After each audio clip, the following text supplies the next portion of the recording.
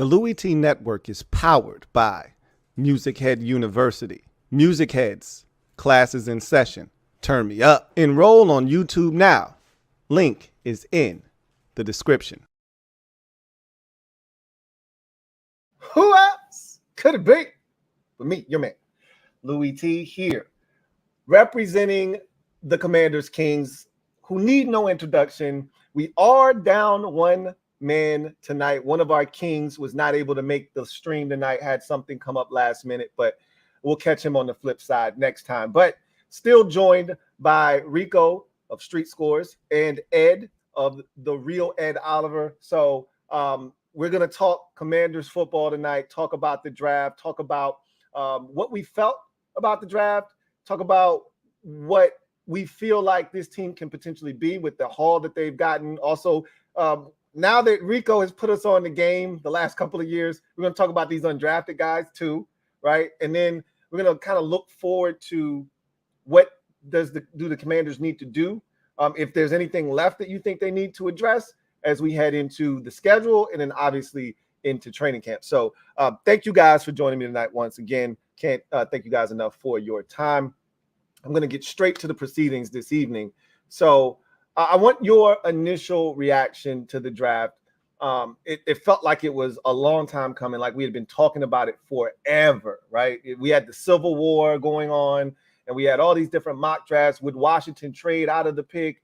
You know, were they going to take somebody? What quarterback were they going to take? Were they going to trade back into the first round? What were your expectations for the draft? Okay, did you think Washington, were you one of the people that thought Washington would trade back into the first round? Did they get everything that you thought they would get? Were you not excited about the tackle that they got? Did you think they should have been a little bit more aggressive at tackle? Just give me your overall thoughts on the draft and how you felt about what they were able to come away with, the 9 selections that they ultimately did make. We'll start with you, Ed. How did you feel about the Commanders' 2024 NFL draft? Yeah, I was happy they got a quarterback that has the potential to be a franchise quarterback. I'm happy it was over. The Top Golf stuff was getting exhausting. The emoji, the PR lady, and all this stuff. And does he want to play with Antonio Pierce? And does he want to really play with the Vikings instead? So I'm just happy that was over with because he looked like a happy guy when he was drafted. He was excited. He looked like he was excited to be, and he's been wearing that Commanders hat. And every picture I see him, he's been wearing that Commanders hat. So I was happy that we got that over with. We got a game changer. Adam Peters said that he's a guy that can take your soul on 3rd and 10, 3rd and 15, run for a first down, can just make big plays. So they're excited with the guy that they got. And then, yeah, I mean, Brandon Coleman's a good pickup. I think the trade, they weren't able to trade up because, you know, a lot of teams needed tackles. A lot of teams, like Jordan Morgan went in the first round, Amarius Mims. A lot of tackles ran off the board very quickly. So a lot of teams weren't going to trade back. I mean, the price was just going to be too high for what teams were asking for. Then they got Ben Sinnott. They got Mike Sanders still. They got a steal in Johnny Newton. So that was, I mean, I'll call him Jerzon Newton. So that was a good call by you. They went BPA instead of just trying to force getting a tackle. They got Ben Sinnott, a good tight end that has yak ability. They got a legitimate slot corner, something that we just haven't had in years. And then a tight end that can provide yak. Luke McCaffrey, Christian McCaffrey's brother, his dad playing in the NFL, was a great wide receiver as well. So you got the family connection there.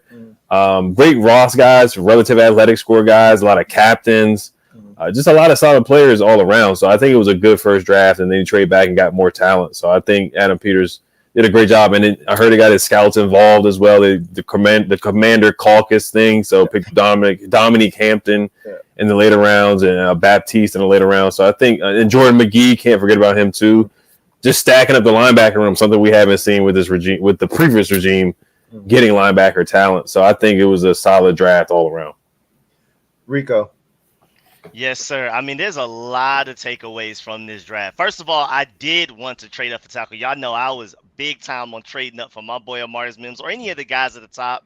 But at the same time, I'm happy that we weren't too desperate to force it, because it sounds like from a lot of different reports that basically teams were asking for too much. They were aware of the fact that we wanted to trade up for tackle. They were probably charging us more than they should have. And Adam Peters, I respect the fact and I love the fact that he wasn't too desperate to just take whatever teams are giving them, and just out of the pure necessity of needing a tackle. It was our biggest need after quarterback, but I also feel like Brandon Coleman has some nice potential to him. I feel like he's, I mean, pretty much like a Samuel Cosme. And we also have a lot of examples of short tackles, but I mean, he has long arms as well, working out at the NFL level. So I feel like, I mean, maybe he's not ready day one. Maybe we need to go still maybe get a guy in free agency, maybe like a David Bakhtiari, who may only give you 4 games, but hey, I'll take that 4 games of stalling for Brandon Coleman's development. Then you throw him out there at that point. Tyron Smith got like a $6 million deal, heavily incentive based, $6 million against the cap, and he can earn up to like 20 based on how many games he plays. It's a win-win situation if you want to go there. But I wouldn't be surprised if they wait to at least give Brandon Coleman the time, the opportunity to show himself in training camp. Where is he at? Then get maybe like a David Bakhtiari if you need to after that point.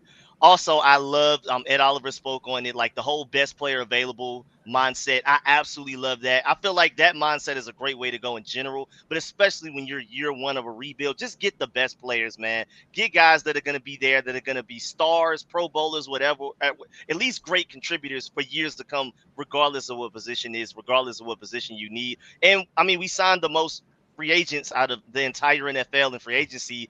So it's like that gave you the flexibility to do that. Now, of course, we went into the draft needing quarterback. You were going to get that with second overall, and we needed tackle. Question mark still on Brandon Coleman, but I like the potential there. But you went into free agency to get as many decent, solid veteran contributors, starters, whatever depth pieces, to where you don't have to panic and reach on any need in the draft. So I felt like best player available made too much sense there.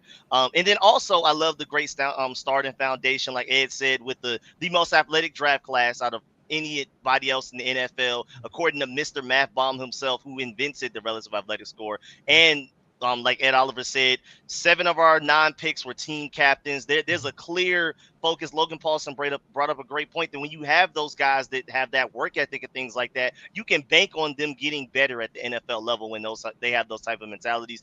And I know Ron Rivera liked to try to get team captains and team leaders, but I felt like they didn't do as great of a job behind the scenes, making sure that those are the guys that they actually were. It wasn't just they were team captains and work ethic guys on paper. I feel like Adam Peters actually did a great job digging around. I mean, even like we went to, I think, Notre Dame's pro day to speak with Jaden Daniels' ex-offensive coordinator. Like they went above and beyond to make sure they did as much background research on guys as possible. And then lastly, I feel like when you walk away in a draft with 3 second rounders, you're typically going to end up walking away with a considerable amount of guys that you expect to start and have instant impact. So I was happy about that. And you can argue we walked away with 3 first round talents and Jaden Daniels, Johnny Newton, and Mike Sanders still. Yeah. And I mean, even the 2 third rounders, when you walk away with 6 picks in the first, 2 days of the draft, you feel like you've got instant day one contributors. I expect them to give Brandon Coleman every opportunity to prove that he can play right away. If he can't, to your point, there will be some veteran options out there that they could pursue. DJ Humphries comes to mind. Obviously he's coming off of an injury, but he played in Cliff Kingsbury's system in Arizona. So that's a guy that kind of makes a ton of sense when you start thinking about that. They talked about being comfortable with, some of the guys they already had on the roster. So we'll see what they ultimately decide to do with the offensive line. Let me ask you guys this question, and then we'll get to some of the undrafted guys that they brought in here, because with the way this roster is set up, we had I think either the second most or the most turnover of any team in the NFL from last year's roster to this year, because we know there's going to be roster spots available. Nothing's really set in stone other than the guys that were drafted for the most part. And I don't think, John Baptiste is going to make the team, but the other 8 guys I fully expect to make this roster. And then, of course, the core guys, right? So I think there are going to be a lot of spots available when it comes to training camp. Was there a player on the board at the time of a selection that you really would have liked to have seen them draft as they took one of these players? It could have been any of these picks. Could have been day 3. It could have been day 2, 3rd round, 2nd round. Was there ever a time where you looked at the board, you saw a player available, and you said, man, I hope they get this guy? They passed on that guy, obviously, and didn't select him, and you wish they would have selected that guy. I'll start with you, Rico. I mean, hindsight's 2020. I'm very happy with what we walked away with. But in real time, Mhm. Cooper DeJean and Kool-Aid McKinstry just sitting there. I was like, man, don't Kyle Hamilton me, man. Don't Jamison Williams me, man. And when we traded back, of course, I'm giving Adam Peters the benefit of the doubt with everything. So even before we got Mike Sanford still, I was like, okay, I'm pretty sure we're gonna figure it out. Then we ended up getting Ben Sinnott, arguably my favorite tight end outside of Brock Bowers coming into the draft. So I felt like we walked away with greatness. But of course, live, I was like, man, please don't do this to me again. Yeah. And just to let you know, yes, the Commanders have the fewest percent of players returning from 2023 at 57%. The Chargers are in second with 58%, just to give you the update. Yeah. So I knew it was somewhere in there. I knew they were really close with another team. So the turnover rate, we talked about that, all offseason, that we knew this was going to be the case. So I ask you, Ed, during the draft, and obviously hindsight is 2020, like Rico said. I'm talking about in the moment as you watch the draft, there's a guy on the board, they're making a selection. Was there a time, or even after the draft, and you still was like, yeah, that's cool, that guy may ultimately be really good, but there was a guy on the board that I would have preferred them take? Was there ever a time in the draft that you felt that way? Yeah, Kool-Aid's definitely one of them. Adonai Mitchell out of Texas, man, he's so talented. I mean, he's a great route runner, good hands, athletic. I know there's the question mark about the answer that he had at the combine, where he was like, he kind of takes routes all. He doesn't run the same speed every route, but it's just how the game goes. But he's just super talented. I just think having him as our third receiver next to Terry and Jahan, just that athleticism and just bringing a little bit more height to the wide receiver room. And Luke McCaffrey's the tallest. He's not super. He's about 6'2", but I mean, Adonai, I just think he's super talented. I think he's going to be a good player. Just with the Colts, their quarterback situation, I don't know if they'll get the best out of him, but I think he would have been a great third option on this roster. And I just see the talent with him. He's just really smooth. He's a smooth route runner, good hands. So I think he would have added more to the wide receiver room. Also, one last thing too. I'm just really happy, especially live, that we didn't just reach on a tackle. I didn't like any tackles available once we got to that Mike Sanford still pick at 50. I just felt like it wasn't worth it. At that, like after a certain tier of guys were gone, I was like, just wait till as late as possible and take like a higher ceiling guy. So I was really happy with the fact that we didn't reach for one. So one of the things that I talked about was I felt like there was no value as you got to that second round at tackles. So 8 tackles went off the board in the first round. And so I didn't think the value was there in the second round. Now, trading back, you kind of found yourself in that neighborhood where you were going to see the Pauls and the not Omegadeji, the BYU tackle, like Kingsley or something. Kingsley Suamataia. Yeah. Right. So you were in that where Patrick Paul, Kingsley Suamataia, and Blake Fisher. That was the 3 guys that I felt like were in that neighborhood where when you traded back, I didn't think that second rounder, but they were kind of like within 2 or 3 picks of each other. So I didn't think the second rounder at 50, but the 53rd one, I thought they were going to take a tackle, and it would have made more sense there. It was funny because as soon as they passed on tackle, boom, boom, bang, those 3 guys went. And that's when I was like, okay, what are we going to do now? Because I had Brandon Coleman wasn't even on my radar. I'm not going to even front. So I didn't even know that, he was a guy that you could consider there. And after watching him, I had watched him as a guard going into the draft. I'd watched him as a guard because he came in for a visit. They had him in for a visit. So anybody that they had in for a visit, I had already watched them previously on tape. But what I had watched was guard play, a lot of guard play, not a lot of tackles. So I just assumed he was a guard. So it was kind of shocking to me initially. But my one guy, I'm kind of with Ed, same position, not the same player. I wasn't as big of an Adonai Mitchell fan, but my guy was Javon Baker. So when we took Luke McCaffrey, Javon Baker was still on the board. And I thought he could have been a difference maker as the third option, similar to the way Ed felt about Adonai Mitchell. You bring in a guy like that as your third option, and you feel really good. And again, you were looking to add a little bit of size. Luke McCaffrey is going to be the tallest receiver on the team at 6'2", essentially. So we don't have a ton of size, and Baker would not have brought a ton of size. He's a 6'1", ish type receiver, but just the physicality and the way that he plays, former Alabama receiver, so he's talented. I thought that was a guy. But they were really looking for certain types of players with their first draft. They wanted to have guys, like you said. I think both of you guys brought the point up about the captain, right? They talked about guys being captain. That was important to them, clearly. 7 out of the 9 guys were team captains, had a C on their chest. That was important to them. Guys that were going to set the tone, set the tempo. So a guy like Adonai Mitchell, for instance, did you see Chris Ballard's emotional speech defending him? I don't know if you guys caught wind of that. When he drafted Adonai Mitchell, he went to bat for him because a lot of people were bashing him, talking about his character, and he snapped, right? So apparently there was a lot there with Adonai Mitchell, and to the point where you brought up the answer at the combine, you can see that on tape. Like, he wasn't going at full speed on every single route, and you could question, like, I had an issue with that. I'm not even going to front. So, long story short, I think that they came away with a draft that we can be proud of, that I think are going to have some impact players. We'll see just how good the day 3 selections are. I think they have a plan for the first 2 guys. We'll see about John Baptiste and what he's able to provide, if anything, as a 7th round pick. But all in all, I felt good about the selections. And so that leads us to the next part, right? An extension of the draft, if you will, especially with a team like ours. When you have a more established team like the Eagles or the Cowboys or the 49ers, you don't have as many roster spots available because you're a Super Bowl contending team. So undrafted guys don't have as much leeway. They don't have as many opportunities to make your football team.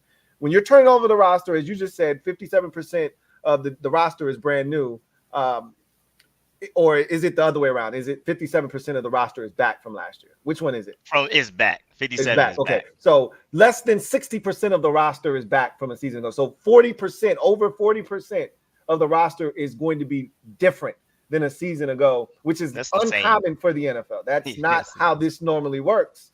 So with that said, we're going to have more guys potentially making this football team. So the undrafted guys actually matter. I'm not an undrafted guy. Generally, I don't get into the undrafted thing because I don't expect them to make the team.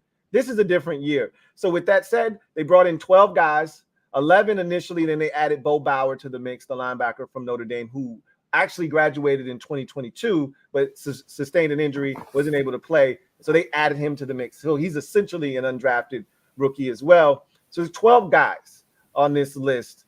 Did anybody stick out at you with this list and this group of guys that they brought in? Do you think that there are 1 or 2, maybe 3 guys that have a legitimate shot at potentially cracking this roster? I'll start with you, Rico. What did you feel about the undrafted pool that they brought in here as priority free agents? And do you see any guys on that list having a legitimate shot at making this football team? Well, first of all, I'm always excited about the alien freak athlete, and that's Tyler Owens, man, the safety. And I actually mocked us getting him in the 7th round leading up to the draft. So I was so happy when I saw us get him as an undrafted free agent. I mean, he got hurt during the combine, so he couldn't actually run his real 40, but a lot of people were expecting him to run in the 4.3s, maybe below that. Now, the problem is he's literally unplayable right now. He's so raw that you probably just keep him as like a protected practice squad player right now. Right. But when we're talking athletic profile and ceiling, man, I mean, the only person in the stratosphere probably in the entire NFL is Jeremy Chin. And the fact that we have both of them on the same roster is very interesting. But again, I don't really expect him to be ready to even play at any point in his rookie season, unless it's on special teams. That's right. But man, I mean, 6'2", 216 pounds, 95th percentile in wingspan, 41-inch vertical. He had the longest broad jump out of all of the defensive backs. Again, he was estimated to run somewhere like 4.3s, maybe even sub 4.3. Again, at 216 pounds, but he tweaked his hamstring before he got to run it. Now you have those weird things where he says something at the combine like he doesn't believe in space. The only space he needs to not believe in is between him and the receivers, as long as I'm concerned. But I mean, absolute freak athlete. And then I'm pretty sure maybe y'all will dive into some of the other guys. So I don't want to go too crazy, but I'm interested in Chiggy, the cornerback from Colorado State. Now he tested way better than what he looks on tape. But I feel like there's some ceiling there, especially in a cornerback group that we have some concerns. And then I thought the running backs were interesting because everybody that we brought in really, if you talk about through free agency and now as undrafted free agents, all of them are receiving backs between Jeremy McNichols, Austin Eckler as well, and then the two undrafted free agents. They're clearly looking for receiving back answers in this Cliff Kingsbury offense because we already have Brian Robinson, who I feel like is an underrated receiving back, but he's more of like your in between the tackles guy. Chris Rodriguez is purely an in between the tackles guy, and they brought in 4 receiving back type of guys, including 2 undrafted free agents this offseason alone. That's right. And then, of course, my wide receiver, Marcus Wasimi Jack Saint. So, I just got to throw him out there. So, I crushed them. So they were talking about me because it was like, man, I crushed them.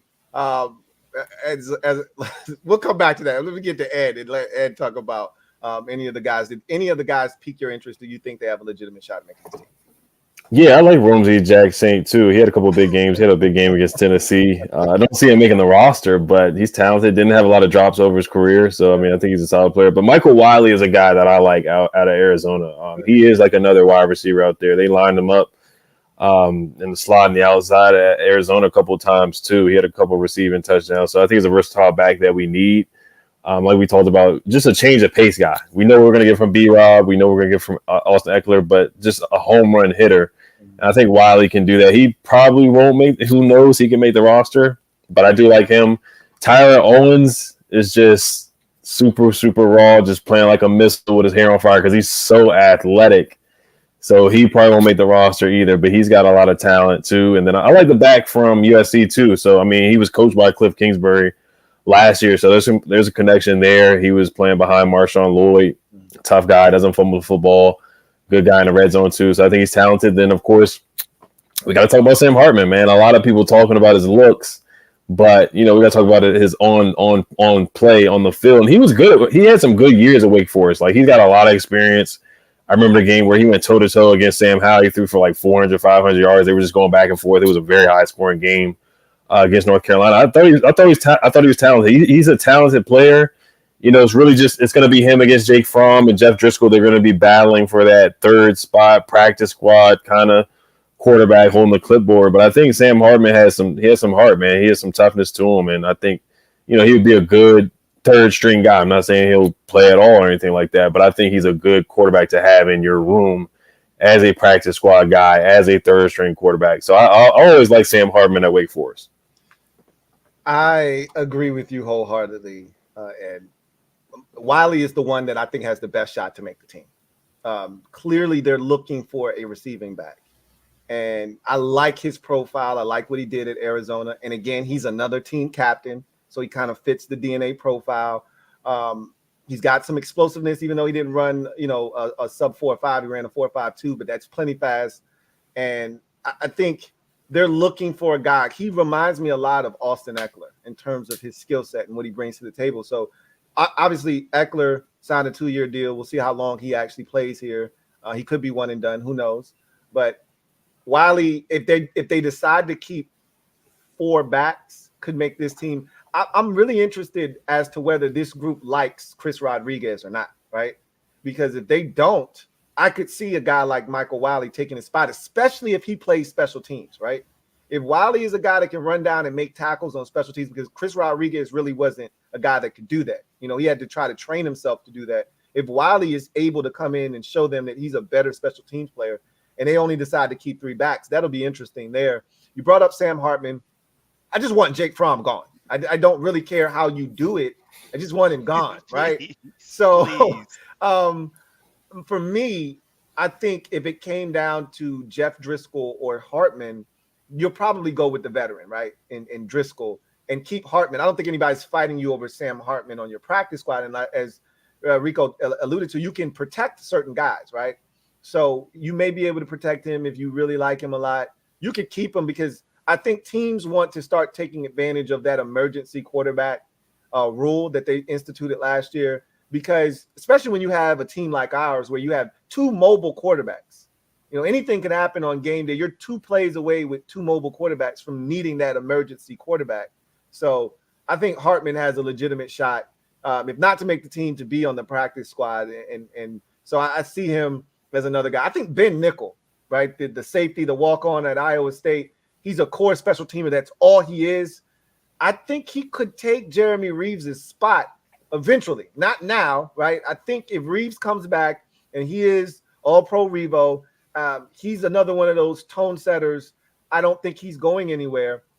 But it never hurt to have another one of those guys around. And what we saw last year is when Reeves went down, our special teams unit struggled mightily.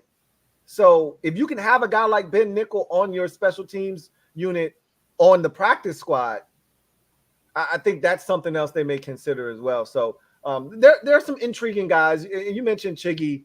I didn't love his tape. I'm not even going to front. And he tested way better than I thought he would based off of the tape better that I watched, right? So I'm not really sure what to make of him yet, but we'll see. You know, the numbers that he posted from his pro day were pretty good. I said that I wanted to take him and the pit corner, right? Because the pit corner is undersized, right? But he's got the play demeanor, he's got the skill set, everything I'm looking for, but he's just undersized, and you have to put him inside in the slot. If you could put him in Chiggy's body, I think we would have had something, but then he probably would have been drafted, right? So anyway. And just go ahead. Before you go away, just the Austin Jones, the Austin Eckler comparison is actually really crazy. Because first of all, they obviously have the same first name, but they're the exact same height, and there's only a 1 pound difference. It's actually, and their testing is very similar as well. Well, at least at this point where Austin Eckler is, he's not that fast, and Austin Jones didn't test that fast. Well, I feel like they're almost literally the same guy. Just one's bald, one's not. Same skin tone and everything. Yeah, look. It's funny when you look at some of those similarities. I think Ed hit it right on the head. They're clearly looking for a guy that can catch football. I think what's funny to me is when they first got here, it was made abundantly clear that they want guys that can do everything, catch it, run it. And I'm like, well, Brian Robinson can catch the ball. He showed that last year. I don't know if they realize that he can catch the ball out of the backfield or not, but he can. And so we'll see if they try to utilize that. Clearly, they went and got Austin Eckler because I don't know if they trust Brian Robinson to be that kind of a guy. But we'll see what happens with those guys on the undrafted priority free agent list. Because I think one last player, Noah Pollard out of Virginia Tech. He's another pass rushing defensive tackle. So he kind of fits like a baby Jerzon Newton a little bit. Just a guy that can get to the quarterback. He's just so undersized. But, man, did I like this tape. I thought he was actually impressive. I would bet any amount of money the reason he didn't get drafted is because he's so undersized. He's almost like a tweener, right? He's 280 pounds essentially. Like that's super undersized in this league for a defensive tackle. That's almost defensive end type numbers, right? So I think that's his only knock. But I actually liked him, you know. And I think to your point, Ed, looking at what Dan Quinn's history looks like, he likes undersized defenders, you know. So I wouldn't rule him out either. So let me ask you this last question. We'll take a quick break, and then we'll get to a couple of other topics, and then we'll get to some of the super chats. So is there a player right now on the roster that you look at and you feel like he could be in danger of not making this football team? As you look at what they've brought in from a draft standpoint, what they've done in free agency, and then what they've done in the priority free agent pool, is there a player or two you look at and say, hey, man, I don't know about this guy. He might be in trouble when we get down to these 53-man roster cuts? Obviously, there's a lot of time between then and now, and we'll get to see these guys in training camp and into the preseason to kind of really get a feel for who's what and what they can provide. But right now, just on paper, first blush, is there a guy that you look at on the roster and you say, man, I don't know about this guy? I'll start with you, Ed. There's a couple guys. There's a couple guys that were put on notice, honestly. I think De'Ami Brown is a guy. I mean, I've always been a De'Ami fan. I've always rooted for him. I was super excited when we drafted him in the third round. I thought he was going to be a great talent. And, of course, you know, the whole Sam Howell thing. Sam Howell and De'Ami are going to have this great connection. You know, it's going to be an awesome connection. It just didn't work out that way. But De'Ami, he's had a couple of drops, man. He's had a couple of drops throughout his career. He just hasn't really stood out either. He had one good game you can really point to, the Titans game with Carson Wentz, where he had 2 touchdown catches. Then he had a solid game against the Seahawks where he had the touchdown at the end from Sam Howell where we tied the game. And then other than that, he's just been, he just either it's sometimes on big plays it's either a drop or he's not connecting downfield. He's just not finishing plays for whatever reason it is. He's not getting open. He's just been a one route kind of guy, and that's really been it from him. And even on the play where Bieniemy tried to make him look good and set him up in the red zone where he decided not to give the ball to Terry McLaurin, De'Ami Brown slips. So it's like he can't get out of his own way in some plays. Yeah. The talent is there, but you bring in Luke McCaffrey, you bring in Olamide Zaccheaus, which I know Olamide Zaccheaus is not this great player in the world, but clearly Adam Peters has a plan for him. They didn't just bring him in for no reason. He's going to fight for a roster spot. So you're looking at probably 6 guys. They may keep 7. I don't know if they keep 7. I don't think it's really necessary. They may just keep 6. So you're looking at Terry, Jahan, Luke. That's your first 3. And then after that, it could be Olamide. And then Tinsley. So, I mean, he's kind of on the bubble. He's on the bubble right now. So, I mean, I don't know. I don't know because they brought in 2 guys. They brought in Luke. They brought in Olamide. So, I really think he could be on that chopping block. And then, of course, Fedarian Mathis is another guy you got to take a look at too, man. He just hasn't been able to stay healthy. He's playing in 2 years. I got to look at how many games he's played. He's barely played any games. He gets hurt in the first preseason. He gets hurt in the first game. Then he gets hurt in the first preseason game. Literally, the first drives of both games, he gets injured. Yeah. So you just and then when he does play, he's silent. You don't see much from him. So they're bringing in guys. They're bringing in defensive tackles. So it looks like they have a plan there too. So those are 2 guys that I'm really, really looking at where it's like, okay, you got drafted by the previous regime. You've been here for 2 years now and 2 or 3 years. Haven't seen much from you. So it's either it's put up or shut up time right now. What about you, Rico? Yeah, I feel like Fedarian Mathis and De'Ami Brown are probably the most, even though I feel like they're going to try to find a way for De'Ami Brown to carve out a role, but I'm just not very confident there. I feel like Fedarian Mathis is the most on watch. But then to add to that, I feel like Benjamin St-Juste, because who knows how they feel exactly about him. And Michael Davis, they signed in free agency. I mean, not to like a very lucrative deal, but he's another bigger, longer corner that can kind of fill that same role. And they're going to want to have Mike Sanders still on the field as often as possible as your slot corner. There were reports that Dan Quinn and the Cowboys wanted to draft Emmanuel Forbes if he was available at their pick in the first round in last year's draft. So they clearly are very high on him. They went and got Michael Davis. I think Benjamin St-Juste, especially with the way his contract is set up right now, you may need to watch out for him. And then I feel like everybody in the tight end room, really other than John Bates, just because he's our best blocking tight end right now, are really on watch right now because I feel like Ben Sinnott, once he's ready, I mean, who knows if he's like absolutely day one, go out there week 1, ready to ball out. But once he's ready, how do you keep him off of the field? He's your fullback. He's your inline tight end. He can go out wide as your big slot. I mean, he's like a mismatched nightmare. He's like your special chess piece on offense. So it's just kind of like, how do you keep him off the field unless he's tired? And so then everybody else is going to be fighting to, basically prove their worth as far as things go in the tight end room. And then lastly, I'm not sure how confident I am and how they feel about Chris Paul at guard. Because Samuel Cosme is your guard of the future, obviously, at right guard. They brought in Tyler Biadasz to be a starting center. But don't forget that they brought in Michael Dieter, who's like a backup interior offensive lineman type of guy. We'll see if Nick Allegretti, if he's even fully recovered from the whole injury that he had most recently in the playoffs and the Super Bowl and things like that. Mason Cole was one of their very first moves. I mean, Adam Peters became our general manager. The very first move they made before they even released Charles Leno and those guys was to sign Mason Brooks to like one of those higher caliber, practice squad type of contract things. So we'll see where Chris Paul is as far as like the development. If they find a tackle in free agency, Brandon Coleman, maybe they just plug him in at left guard. So Chris Paul, I feel like, is probably one of those people that you mostly need to watch out for as well. I couldn't agree with you more on the tight end position. I think that's the first position I go right directly to. So let me start with Ed. I forgot. Jameson Crowder is the guy I was forgetting because he's going to make the team because of his punt returning ability. That's right. So he's a shoo-in for me. So I had a rant yesterday about De'Ami Brown making the team. So everybody seems to think De'Ami's not going to make the team. And there's no way in my mind that he's not making. So first of all, we're not talented enough to cut De'Ami Brown at receiver. So I think the number is 6. To your point, we know the 3 guys that are definitely making the team. Terry, Jahan, and Luke are all making the team. I think Jamison Crowder, as long as he's healthy and shows that he is going to be able to do the things that he did last year, because right now he's our only punt returner, right? And with these new rules, I don't know if he's going to be returning kickoffs. I don't know who they're going to have doing that. I would like to have the same guy returning both punts and kickoffs if you can find someone to do that. And if you are able to do that, then Jamison Crowder, I don't know if he necessarily serves a purpose at that point.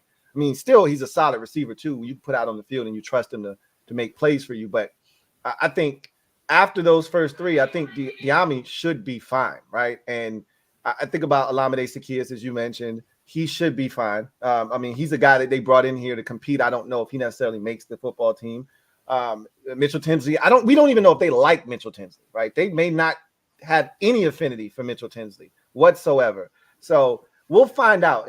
Again, everything in that receiver room is kind of interesting as you get to that back end of that group. How many do you keep? Do you keep 5 or do you keep 6? I don't think they're keeping more than 6. I don't think that makes any sense. The tight end room is going to be very interesting because you've got essentially 5 guys for what we think is going to probably be 4 spots, but it could be 3 depending on how they decide to, shape the roster in other areas, because obviously Zach Ertz is making the team and Ben Sinnott is making the team. So those 2 are definites. Now you get into the Cole Turner, John Bates, and not Curtis, about to call him Curtis Hodges. What's the other tight end name? Armani Rogers. Amani Rogers discussion, right? And I think it's a 3-for-2 situation, right? 3 tight ends for 2 spots. Bates seems like a lot to me, at least, because again, as Rico mentioned, he's the best blocking tight end that we have. I can't imagine them getting rid of the guy that has carved out a niche for himself as a guy that can run block. I think then you get into the discussion of those 2 guys. Both are supposed to be athletes. Neither of them have true experience at the position. Remember, Cole Turner was a college wide receiver that converted to tight end, and Amani Rogers was a college quarterback converting to tight end. So there's not a lot of experience between the 2 of them. If they decide to keep a 4th tight end, you're really looking at those 2 guys. So I think that's going to be interesting there. And then don't forget, they brought the kid in from UCLA with the funny name. I can't remember his name, but as to come in and potentially and he's got an impressive athletic profile as well, right? So it'll be interesting to see. Yankoff is his name. Yankoff is his name. And so we'll see, there's not a lot of tape on Yankoff because he was a quarterback, then he was a receiver, then he was a running back. Now he's trying to play tight end. So you really don't know what you're getting out of him. From the limited tape that I was able to watch, he's a tough guy. They put him at running back. They handed him the ball. He showed some toughness. He ran a 4.6. So I wouldn't dismiss him right away, but those are some of the positions you guys mentioned for Darian Mathis. Obviously, he hasn't been able to stay healthy. Now, this is one of those, kind of discussions because technically he's a 2nd-round pick, but was he really a 2nd-round pick? Like we felt like they reached on him, right? So I don't know if you look at him necessarily as a 2nd-round pick or not. But then you're having a discussion between him and Ridgeway, because clearly they're keeping the Bama Wall and Johnny Newton, right? So those 3 guys are on. I would expect them to only keep 4 defensive tackles. So somebody's got to go. So are you getting rid of Ridgeway or are you getting rid of Darian Mathis? I think that's one of those camp battles potentially. If you're only keeping 4 now, if you're keeping 5, then we don't even have a discussion to have, right? So that's another position. Corner is going to be interesting. But I don't see Benjamin St. Juste going anywhere. I honestly, after the 2 starters, which I think Michael Davis and Emmanuel Forbes Jr. are going to be your 2 starting corners. So then when you go into the nickel, obviously they drafted Mikey Same still. I think he's your nickel. And then I think after that, Juice is the next best corner on the roster. So I think those 4 are safe for me. What happens after that? Those undrafted guys start to come into play, and then you look at the back end of the roster. It's anybody's guess. They brought in, remember, don't forget, they brought in Noah Igbenogany and James Pierre, right? So what are they going to do there? Lot of discussions about that. I don't think any of the guys that were here last year, like Christian Holmes, have a shot at remaining on the roster. That's my personal opinion. Those guys are as good as when they signed James Pierre and Noah Igbenogany, those guys were as good as gone at that point because those are special teams guys, right? And that's what Christian Holmes essentially is. So to me, guys like those don't stand a chance on the roster. So in offensive line, don't get me started on the offensive line because we have no idea what they're thinking on the O-line, right?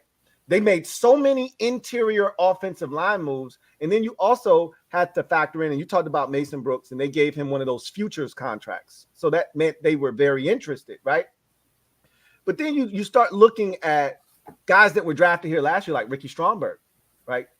Charles Leno Jr. said on John Kahn's podcast, he can play. Like, they're going to find out when they get to the practice field and they put like Ricky Stromberg actually can play.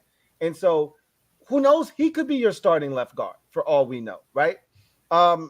We drafted Braden Daniels. I thought they overdrafted him, right? I don't think he was a 4th-round pick to save face. They gave him, an injury that he probably could have healed in 2 weeks from and put him on IR, right? Because they wanted to save face. They didn't want to cut a 4th-round pick. He was 297 when they drafted him. I assume he's about 305, 307, something like that. He's put on weight. And can he play tackle? Don't know, right? We don't know any of these things. So the offensive line is going to be really interesting, to say the least. But I can't wait to see what they ultimately do up front and how they shuffle around those pieces and make them work. So we're gonna transition into answering some of these comments. But before we do that, we got to pay some bills. So I'm gonna hit y'all with this quick little ad, and then we're gonna come back on the other side, get to the comment section, see what you guys are talking about as we continue on this Commanders Kings stream. I'll see you guys on the other side of this commercial. As I've gotten older, you know what doesn't hit the same? Baths. And some of you are out there saying, Louie Tee, speak for yourself. My baths hit exactly the same. And maybe that's true for you. But for me, it's been nothing here of late to be playing with the kids. And then I'd make a sudden move and I get a whiff and I'm like, wait a minute, I know that ain't me. Yeah, it is you, buddy. And I'm like, wait a minute, I just took a bath not too long ago. And so it all makes sense now because of this right here. An ultimate game changer, MANDO. And what MANDO does, it's a full body deodorant and you can put anywhere on your body. And what it does is it balances your pH. Let me give you a quick analogy and a quick story. So in my past life, I was a grass seed vendor. And in that industry, people are always looking to grow grass. One of the things they never kind of take into consideration is how's your soil? If you're growing moss in your yard, you're probably not going to be able to grow grass. Why? Because moss is a sign of low pH level. You need to raise it with lime. Same thing with your body. You want to smell good?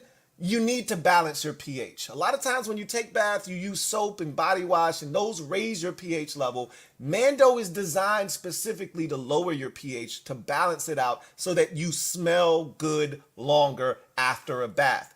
So what makes MANDO unique from any other deodorant? First of all, it's a whole body deodorant that's safe to use anywhere on your body.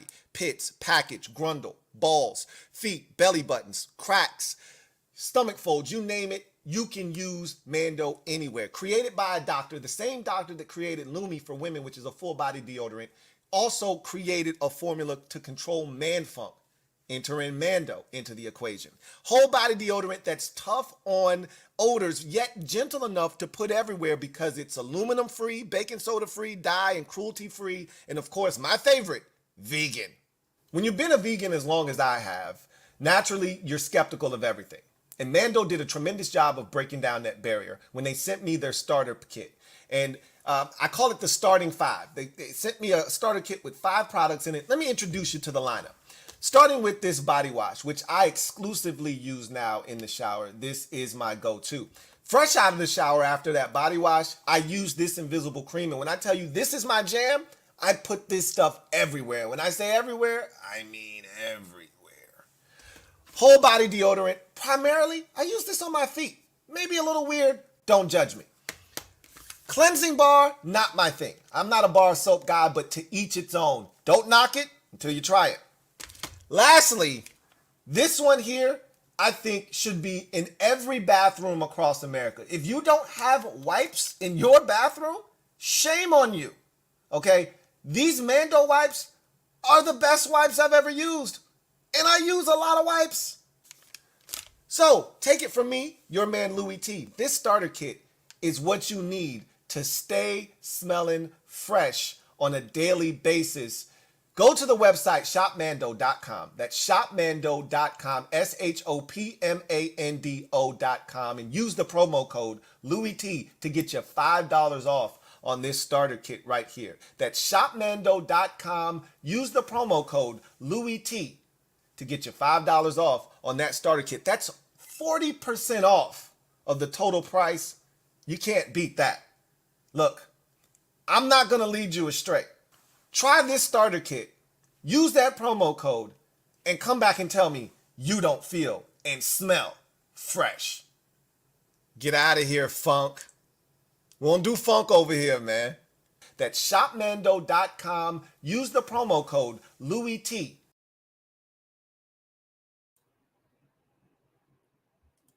Hey, y'all hilarious, man.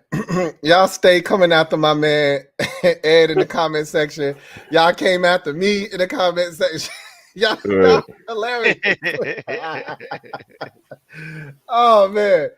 Hey, let me leave my button up alone. Leave my picnic shirt alone, man. All right, let me live out here, man. I'm just trying to make a buck, man. Anyway, y'all go ahead, head over to Mando, shopmando.com, use the promo code Louie Tee, and get that starter kit. Get you $5 off. So let's get to the comment section and see what everyone's talking about and chop it up with these kings over here, man. So we start the night off with Mr. Pink. Thank you for being a member of the MOBB. Greatly appreciate you, Mr. Pink. Writes, sup, Kings? Sup? Mr. Pink says, JD gonna have the weight of the world on his shoulders. What do you expect to see from him the rest of the offseason? How will turning over 50% of our roster aid him in being more successful than RG3's rookie year? I'll let you tackle that first, Ed. Obviously, he's going to have a lot on his shoulders. How do you see him handling the pressure that comes with a franchise that hasn't had a franchise quarterback arguably for the better part of 35 years or so, since Joe Theismann in 85? Yeah, I think he'll be fine. You saw a lot of reporters try to bait him into answering some of those draft questions where, I think it was the same day where Diana Rossini came up with an article saying that he'd rather play here, he'd rather play there instead of Washington. And he just said he's blessed to play anywhere. And I think a lot of people were overanalyzing his reaction, saying that every time he heard Washington, he wasn't smiling or happy whenever somebody asked him about Washington. Like when Chad Ochocinco, he was like, oh, Washington's got dogs or receivers. People were trying to say like, oh, Jaden Daniels was kind of like dry with that answer. So, he's got to be careful. A lot of people are going to overanalyze his reactions, his emotions, facial expressions, things like that. But I think he's a mature guy, played 5 years in college. So there's a lot of experience there too. I think he's been a leader with LSU that last year as well. So I think he'll be fine. Just take it one step at a time and just get used to that Cliff Kingsbury offense as well. And then just the offensive line too. The last part says how will turn over 50% of the roster aid him to be. So, I mean, the offensive line is the biggest question mark. Did they do enough there to help him out? Did they do enough to protect him? Brandon Coleman's a question mark. Cornelius Lucas, I think he's better suited as a swing tackle. We talked about bringing in some free agents. So that's the question mark. Of course, staying healthy, when to slide, a la kind of the opposite of RG3. You saw the Falcons game where he got knocked out. The Ravens game, he got knocked out. So can he protect himself? We saw a lot of Looney Tunes hits, cartoonish hits that he took. So what is he going to do to protect himself? Is he going to slide, get out of harm's way, get rid of the football, all those things to keep himself healthy and the things that he can control? So that's the biggest question mark for me. Can he stay? And he stayed healthy throughout college. So I'm really not too concerned. But, of course, the biggest question mark is his frame. And Adam Peters said it himself. They had the talk with him, and they came away with no concerns about him staying healthy. So just him staying upright, all the questions he's going to get as the quarterback. But I think he'll be fine. Just take it one step at a time. It's funny you brought that up. I saw a clip. Somebody put the Sonic music over the hit he took against Ole Miss. And when he got hit, rings came out of him, right? Yeah. it was hilarious. Like, those are the cartoonish type of hits you were referred to. Rico, How do you think he's going to handle the pressure, and how do you think this roster that they put around him is going to help aid him in his rookie season?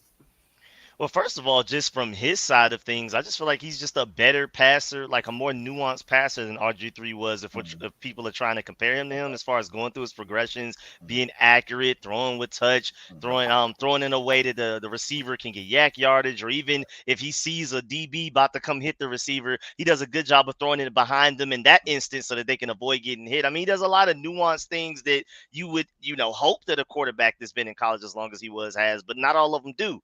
And so I think that already raises his floor there just from his side. And then as far as the support cast around him, I mean, even all of the quarterback developers we brought in with Brian Johnson going from offensive coordinator didn't work out too well with the Eagles, even though I don't blame him for a lot of the failures that they had. But then you have Cliff Kingsbury. I mean, we have a lot of question marks about his offense, but one thing about it, his quarterbacks always at least put up great numbers. One thing about a college, NFL level, whatever, great quarterback developer. Even Anthony Lynn, I know he's just our run game coordinator, but I mean, he was the head coach when Justin Herbert won Offensive Rookie of the Year. Then you have Tavita Pritchard, a lot of people high on him, and the Blau guy as well, who was recently a quarterback, so he can relate to Jaden Daniels as far as being like a quarterback in the NFL within the past couple of years, as far as what you need to look at and things like that. So I just feel like we've done a great job of bringing in a really good supporting cast, even on the coaching side around them.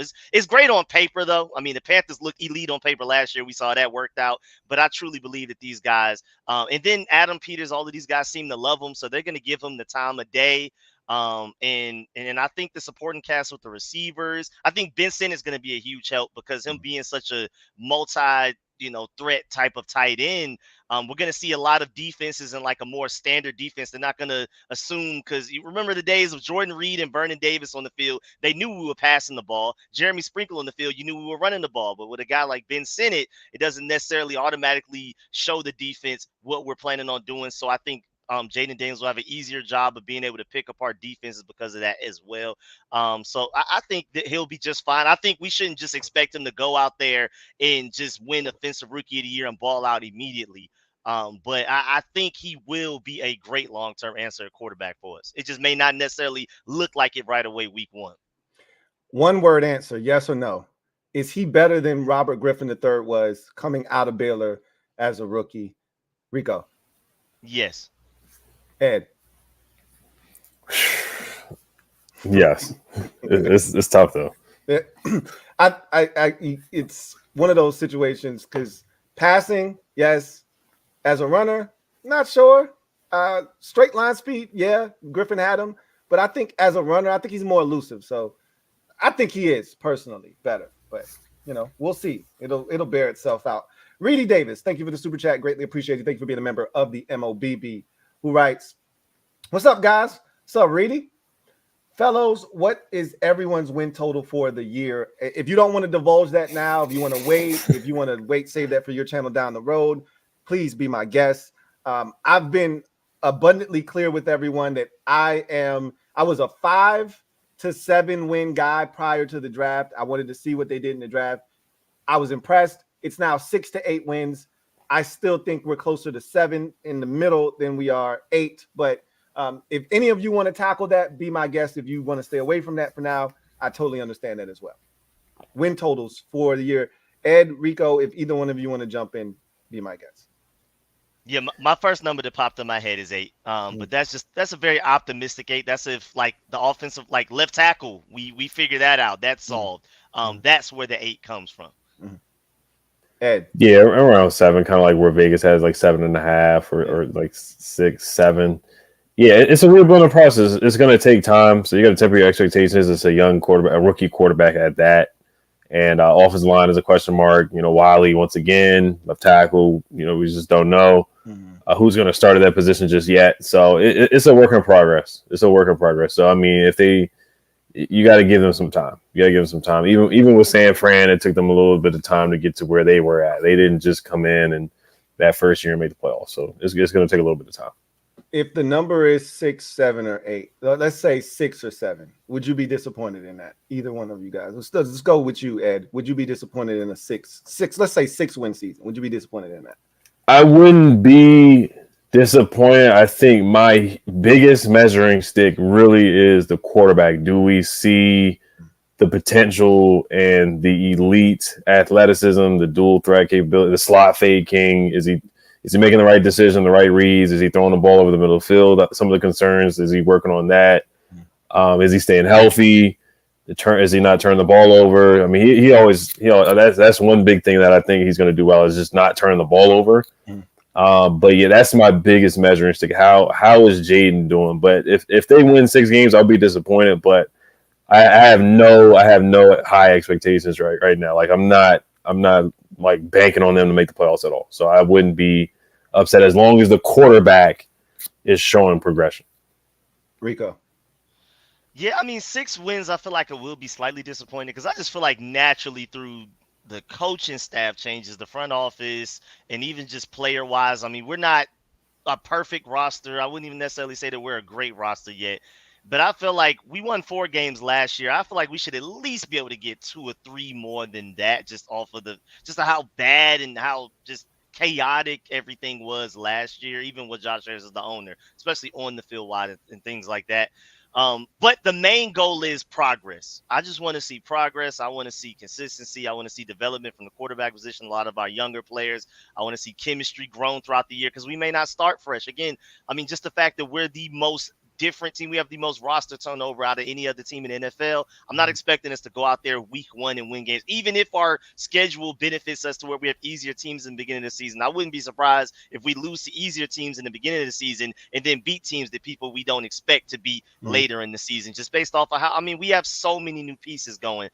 So the most important thing is progress. And I'm definitely expecting to see progress at the end of the day. And then the last thing is I just want to develop I mean, maybe not even an identity, but I want to be that team that teams hate to play this season, whether it be defensively with how athletic our front 7 is, and we have a lot of interception hunting DBs, and Dan Quinn and Joe Witt Jr.'s versatile and creative scheme on the defensive side, and then Jaden Daniels' legs, Ben Simmons' versatility and the athleticism up and down our offensive line. I just want to, at the very least, by the end of the season, be that team that teams hate to play, and everybody's kind of wiping their forehead like, "Whew, I'm glad they didn't make the playoffs because they're hot right now. They ended the season looking pretty good." It's like that's what I'm expecting. That's what I'm hoping for. You just described the Detroit Lions from 2 years ago. That's essentially what you just described, and I think you described kind of how I feel, which is I just want to establish an identity, and it seems like they've taken steps to do that with the free agent class that they brought in and the draft that they just had. Joe Witt Jr. said we're going to arrive physically, violently, and aggressively, and you're going to know, and Adam Peters said you're going to know you just played the Washington Commanders when it's all said and done. And I think more than anything else, looking for effort, right? Looking for competitive football games every single week with a chance in the fourth quarter. We may not win, we may not pull it out, but I want to be in ball games. There were too many blowouts last year. You know, it just wasn't fun watching this team. You're hoping to see that be a drastic change this year. And I fully expect it to, because I expect the defense to be good. We weren't any good defensively last year, which is how you get blown out in games. We're going to be good defensively this year. And being good defensively keeps you in football games. And to Ed's point, if Jaden Daniels doesn't turn it over, and his track record suggests that he's not going to turn it over, it should give us a chance to at least be in football games. Not necessarily win them, but be in them. Swaggy P, thank you for the super chat. Greatly appreciate you. Thank you for being a member of the MOBB. My guy Swaggy P writes, "What up, Canes? What's good, Swag?" He says, "What is the one thing you are excited about this year other than seeing Jaden Daniels play?" I'll start with you, Rico. What are you most excited about to see other than Jaden Daniels this upcoming season? I mean, of course, there's a lot of defensive pieces, but I'm really interested in seeing what this rare archetype of a tight end that Ben Simmons turns out to be, because he does look like a more athletic Chris Cooley. And I mean, Adam Peters compared him like blends of Kyle Juszczyk and blends of George Kittle. I feel like if anything, if you're going to combine those two, maybe it's like 80% Kyle Juszczyk and 20% George Kittle. I'm not just going to sit here and act like he's a, all pro tight end coming out immediately, but I'm just really interested in seeing how creative Cliff Kingsbury is going to get with using them. Like I talked about earlier, how much easier he'll make things for Jaden Daniels, because I mean, with a guy that versatile, you don't know if we're running or passing the ball. I think that's going to make things easier for Jaden Daniels. So he's the guy I'm most excited about seeing. when will he be ready to actually play? And then once he's ready to play, I just can't wait to see how difficult it will be to keep him off of the field no matter the situation. Goal line, third and long, whatever you need, Ben Sinnott can find a way to impact your offense. So that's probably the guy I'm watching out for the most. Ed. Just seeing the additional linebacker is just something that we haven't really attacked in free agency, or I mean, we made a couple draft picks, but getting somebody like Bobby Wagner, I know he's in the last chapter of his career, but just a leader, a guy who's a tackle machine, a guy who can get downhill, shed blocks, be that middle linebacker, being the quarterback of the defense, just somebody with that energy and that leadership in our linebacking core who can make guys better, who probably will make Jamin better. Frankie Louvu, who was probably the best linebacker in free agency, a guy that can rush the passer, get to the quarterback, and cover too. So it's just exciting seeing that. And, you know, Jamin can just play free, think less. Dan Quinn's trying to use him in a different way to get to the quarterback too. So just seeing a plan at the linebacker position, you know, coming from David Mayo and Cody Barton and Kevin Pierre-Louis and Bostic and guys like that, just seeing the upgrade of the position is just, it's just different, man. It's just different. And he's bringing, you know, the 49ers, they definitely use their line. They made the linebacker position important with Fred Warner, Dre Greenlaw, guys like that. So it's just different to see them attack that position. So I'm intrigued to see how Bobby, Frankie, Jamin, all those guys play together. I'll take it a step further. I just want to see the defense overall. I just think this is going to be a ferocious attacking group. And everywhere Joe Witt Jr. has gone, turnovers have followed, right? And we've been one of the worst. I looked at a statistic today, but I didn't need to see the statistics. We know, we watched it, we lived it. We know we don't create turnovers. But I think it was Warren Sharp on X that put out a tweet that talked about, you know, what Dan Quinn and Joe Witt Jr. were able to do over the 3 years in Dallas. And they were pretty much number one or number two in every statistical category for forcing turnovers. Meanwhile, we're at the bottom of the league in just about everything, 29th, 31st, 32nd, 32nd, 31st, you know, in everything. And so I think the one category we weren't was touchdowns, defensive touchdowns. We were 14th in the league in that. And that was all Kendall Fuller, essentially. But at the end of the day, right? At the end of the day, I just want to see this defense create turnovers, short fields for the offense, something that we just haven't seen here in Washington in quite some time. Jesus Saves J316. Thank you for the super chat. Greatly appreciate you. Who writes, LT, did you look him up? Tyler Owens, like I asked you. Yep, I can tell you haven't been watching the videos. I put out a video breaking down every single undrafted free agent. He was one of the guys that we signed. And so I broke him down. So if you want my opinion about him and what I think, go watch that video where I broke down all of the undrafted free agents that Washington brought in. And you'll get how I feel about Tyler Owens. You weren't wrong. You told me that he was an athletic freak, but there's a lot of work that needs to be done there, as Rico talked about tonight. Reedy Davis, thank you for being a member for 10 months. Really appreciate you. Writes, anybody see a 1K runner this year? So that's the quarterback or any of the running backs. Brian Robinson Jr. has not cracked 1,000 yards in his career. Does any of you see a 1,000-yard runner this season for the Washington Commanders? I'll start with you, Ed. Yeah, I could see it would be Rob. I mean, he should have got it last year. He should have got his rookie year. If he didn't get shot, I feel like he would have got his rookie year last year. He missed the last couple of games because we were just out of it, so he sat. And he was injured a little bit throughout the season too. So I could see it. You look at Cliff Kingsbury, James Conner did it. So he's had a couple of guys, because everybody talks about Cliff Kingsbury being pass happy, but he actually runs the ball a lot too. So I could see it with B-Rob and just that 1-2 punch with Eckler as well. But I could definitely see B-Rob getting 1,000 yards. Jaden, love to see it happen, but I don't see it happening. And then Eckler, I don't see it happening with him either, because he's going to be more of that third down back, receiving back. Just a home run hitter kind of guy. So I think if anybody's going to do it, it would be B-Rob. And I certainly, if he stays healthy, somebody said the knock on wood on the Super Jet coming up, knock on wood, if he can stay healthy all 17 games, even 16 games, I feel like he should get it. Don't mention injury and Ed in the same sentence, okay? Don't get him started on that. Rico, 1,000-yard runner anywhere here in Washington in 2024.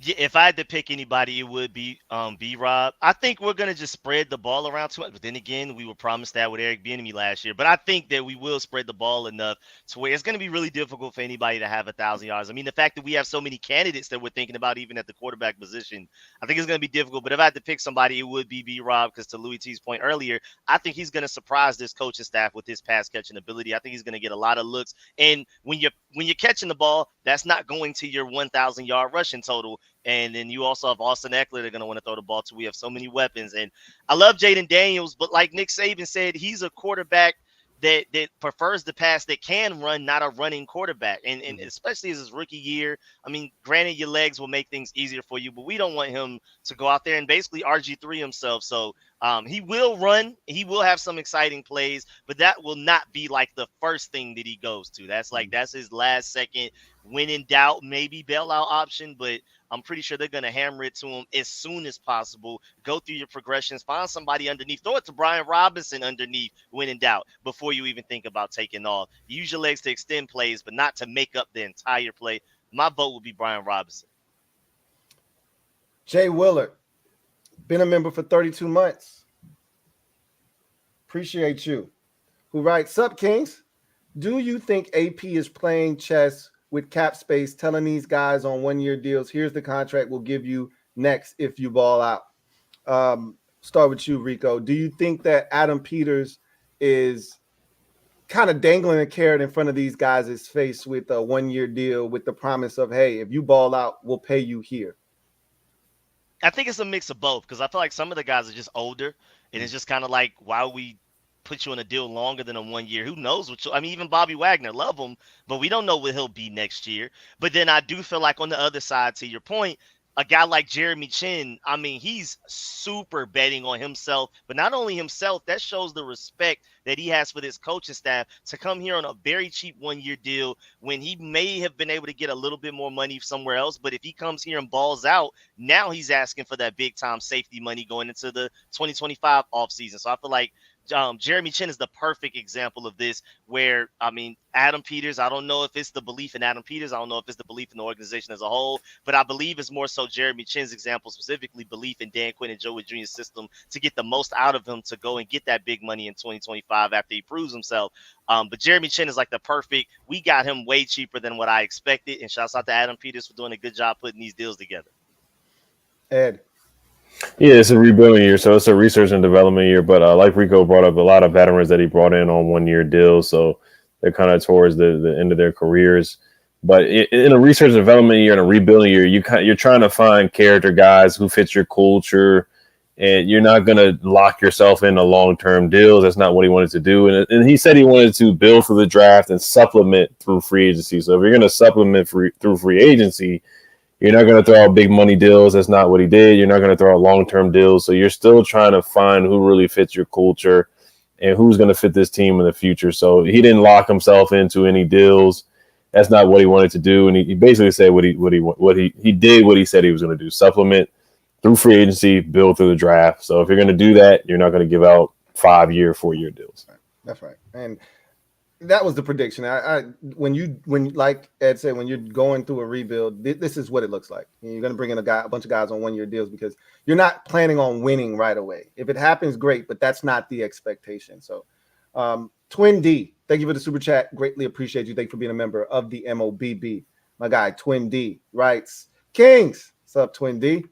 Have we ever had a guy who the fans can do the extended you chant when they make a play? I believe we'll see a lot of that with Luke McCaffrey, who I think will quickly become a fan favorite."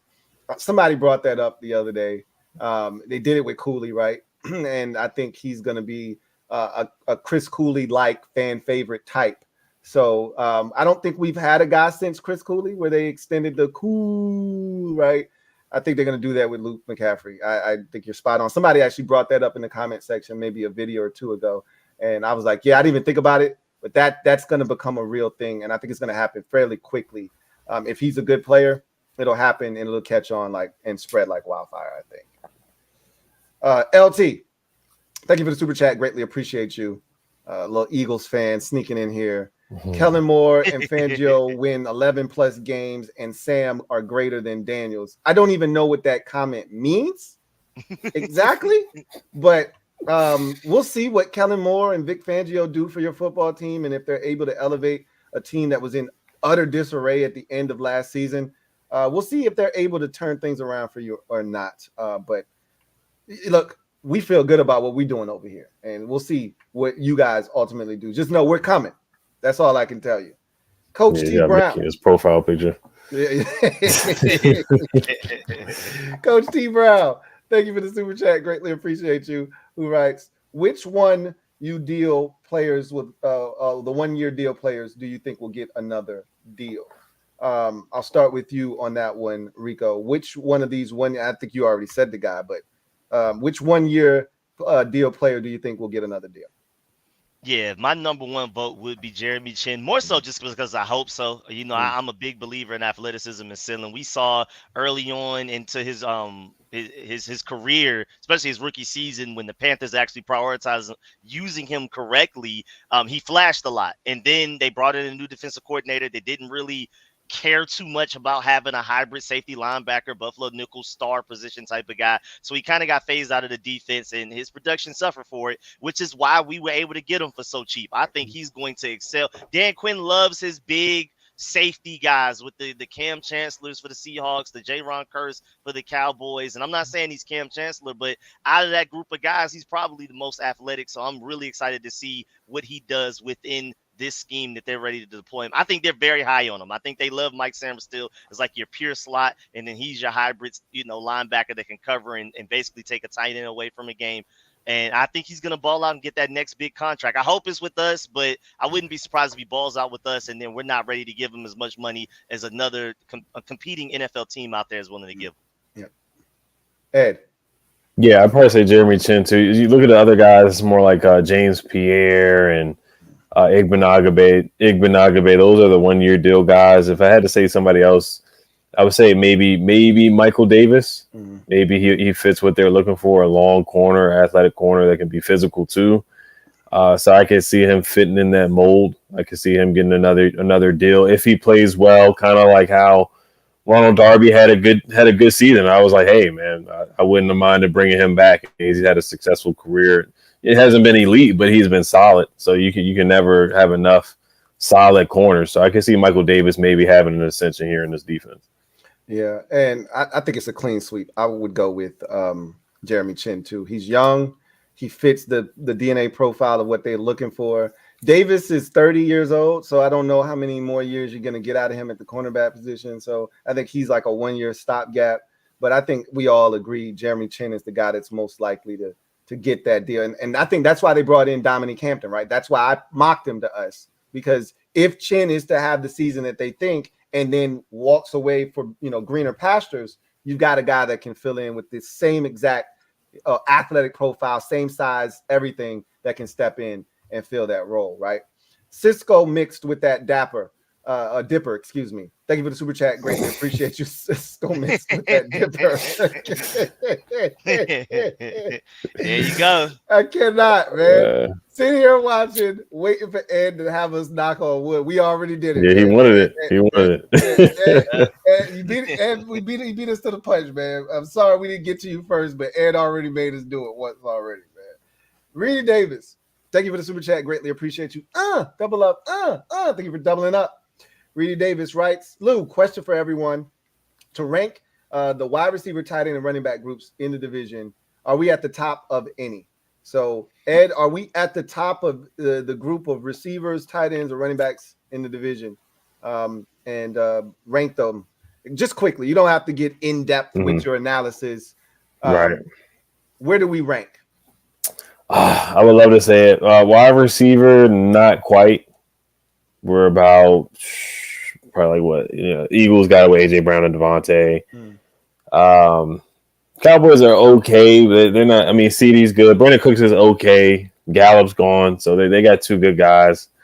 And then the Giants are obviously the worst, even with the draft pick. Shout out to the dog with Rico.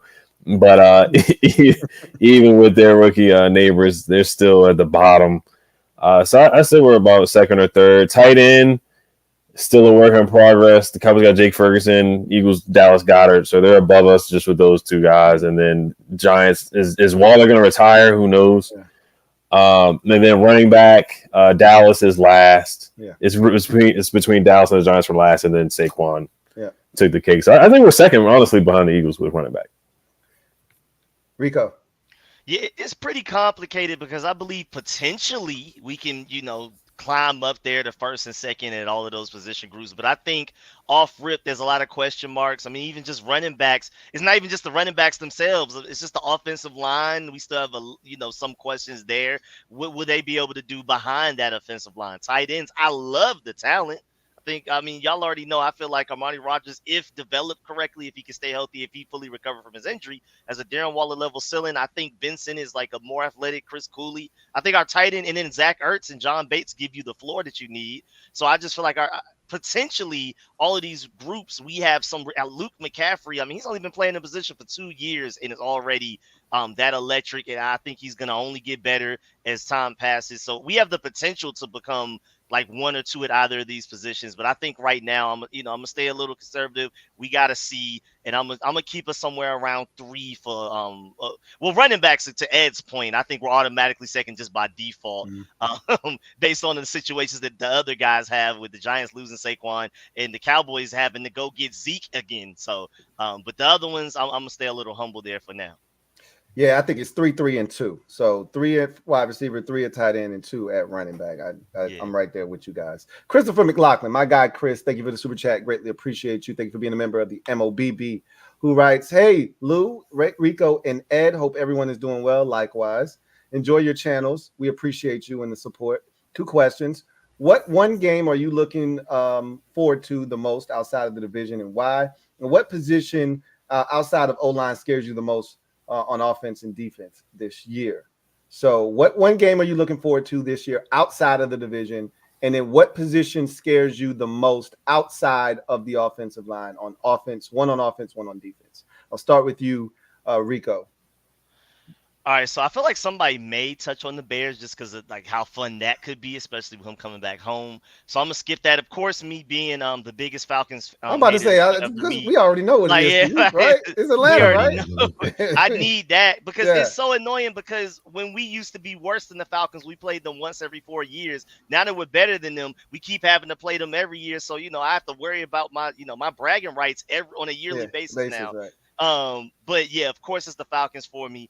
And then position outside of offensive line that scares me the most right now. I just worry about schematically and even just veteran leadership wise, what's going on with the safety position on the defensive side of the ball. I love Derek Forrest's potential, but he's coming off of almost a year-long injury. I felt like at a certain point he could have came back, but it was kind of like not worth it at a certain point. And then, I just feel like we have so many question marks there. I love the talent in the safety room, but I just don't exactly know like who's our true for sure we know is going to go out there and ball out for us at free safety guy right now. We have a lot of talent, but I just have question marks there. And then on the offensive side of the ball, as much as I love the Luke McCaffrey pick, I'm just still worried about like who's going to really step up and round out the 6 that we're more than likely going to keep going into the season. I don't have any big question marks for those, but if I had to answer the question outside of offensive line, those would be my 2. Ed. Yeah, the game, of course, the Bears game is a big one with Caleb Williams, just the number 1, number 2 pick. And then you look at the Ravens game, Battle of the Beltway is always fun. And then Lamar Jackson, Jaden Daniels is always compared to him just because of the athleticism, dual threat, the electricity, just the big playability by both quarterbacks. So that's going to be huge right there. And then as far as the position that is concerning outside offensive line, defense, I would say corner. Just I don't know what we're gonna get from Emmanuel Forbes. I mean, he may improve under Joe Wood Jr. He may improve under Dan Quinn, but there was a lot of concerns that we saw last year. I mean, the tackling, struggled against AJ Brown, struggled against DJ Moore, just made some bad decisions, trying to get interceptions here and there. So how is he going to improve? Ben St. Juste had a down year, just looked really slow. Was really concerning. Looked like he regressed in some games, had a couple penalties here where he was grabby, got away with a couple penalties last year too. So is he going to improve under the new coaching staff? So corner is a little bit of a concern to me. Offensively, that's a good point, Rico, with the wide receiver room. And then I guess just a question mark with tight end. Like, can Zach Ertz stay healthy? How many games are we going to get from him? And then I'm very confident Ben Sinnott, but then after him, John Bates, Cole Turner, just a couple guys where we just Armani Rogers. It's just a lot of question marks at that position, other than really projecting how good Ben Sinnott is going to be. So if I had to say something other than wide receiver and offensive line, then I would say tight end. Just what are you going to get from those guys? So I echo your sentiments wholeheartedly with the Ravens game. That's where I was going to go. Battle of the Beltway, Lamar Jackson, that comparison, all of that good stuff. That should be fun. And then offensively, tight end, I think, is the one. And I'm not really too concerned about anything outside of the offensive line or offense, to be honest with you. I'm actually anxious to just see how everybody does and how they're able to put it all together. But if I had to pick a position, I guess I would go with the tight end position, because you're maybe one, unfortunate situation away from, being in a tough spot there potentially, if nobody else is ready to step up. Defensively, it's defensive end for me, because you got all these guys on the on the interior that can get to the quarterback. Who do we actually have that can win one-on-one matchups on the outside? I don't know if I trust Dorrance Armstrong to do that necessarily consistently. I don't trust anybody else opposite of him other than Dante Fowler Jr. And I like my Dante Fowler Jr. in limited spurts. So really don't know. Obviously, Cleveland Farrell's probably gonna be our starting defensive end opposite of Dorrance Armstrong. Like that's not a good thing, right? So that'd be the position for me. So Joe Castles, thank you for the super chat. Greatly appreciate you. Joe writes, "What up, my boys? What up, Joe? What's going on with you?" All right. Kevin the PRF, thank you for the super chat. Greatly appreciate you, my guy. Kevin the PRF, thank you for being a member of the MOBB. Writes, "Dallas went from 28th to 7th in defense from 2020 to 2021. Is that an unrealistic expectation for us this season?" That's a great question. And I'll let you start that off, Ed. Can you see that kind of monumental leap from one of the worst defenses? I think we were 31st last year defensively in the league to, say, 9th, somewhere in there. They jumped 21 spots. So we were 31st or so to 10th in the league in defense. Could you see a jump like that in year one of Dan Quinn and Joe Witt Jr.? Yeah, I could see a huge improvement. Just not giving up the big plays, just not making mental mistakes like the Dolphins game, putting Quan Martin on Tyreek Hill. Just simple decision making that I think they'll be better with. Putting guys in the right position, putting Jamin Davis in a position to succeed where he's just not thinking too much. Forcing turnovers. Joe Witt Jr., Dan Quinn, they just have a knack for forcing turnovers. I think that's going to be a huge thing. We never did that with the previous regime. We never forced turnovers. We never really wreaked havoc like that as far as forcing turnovers and taking the ball away from people. And I think that's going to be something that they're really going to key in on. Of course, that's not something that's super, super reliable all the time, forcing a turnover, but just flipping the field. And I just think getting guys in the right spot. And the linebacker position is going to be huge. We just didn't have a lot of guys there last year, or impact players. You have more impact players at the linebacker position, and then you have a rotation of pass rushers now with Jerzon Newton. I think that's going to be a big thing too, man. Just giving Deron Payne a break, giving John Allen a break. Those guys didn't really get breaks last year. Right. They played a lot of snaps, and I think Jerzon Newton, you're going to have rotation now where you're going to have guys fresh, where they're going to be able to rush the passer. You're going to see a fresh Deron Payne, a fresh John Allen, a fresh Jerzon Newton getting to the quarterback. That interior pressure is going to be huge on third downs, forcing turnovers. So I think that's going to be a big part. Jerzon Newton, the way they're going to use him too, is going to be different. A 3-tech standing up. So just the creativity that Dan Quinn has, the creativity that Joe Witt Jr. has, I think is going to go a long way as far as coaching to help this group. Rico. Yeah, I completely agree. Ed said it perfectly. I feel like the linebacker is a huge point. That's probably our biggest improvement going from last season to this season. And if you notice, like in the playoffs last year, a lot of the great teams, first of all, had at least one really good tight end. That was one strong correlation, similarity between all of them. But they also had really good linebacker cores. Even if they didn't necessarily have like an all-pro, their linebacker cores as a group was stout. And we didn't have that at all last year. We didn't have linebackers that could cover. To Ed's point, I'm excited about seeing Jamin Davis now being used to like a Micah Parsons-like role, like Dan Quinn already said, at the combine. So he'll be, running forward more, moving backwards a little less. And I mean, he flashed sometimes, like in the Falcons game where he locked up Bijan Robinson in that one play. But I like the idea of his elite athleticism. Just tell him go after the quarterback and see how that works. And then again, the rest of the linebacker group, immediate upgrade there.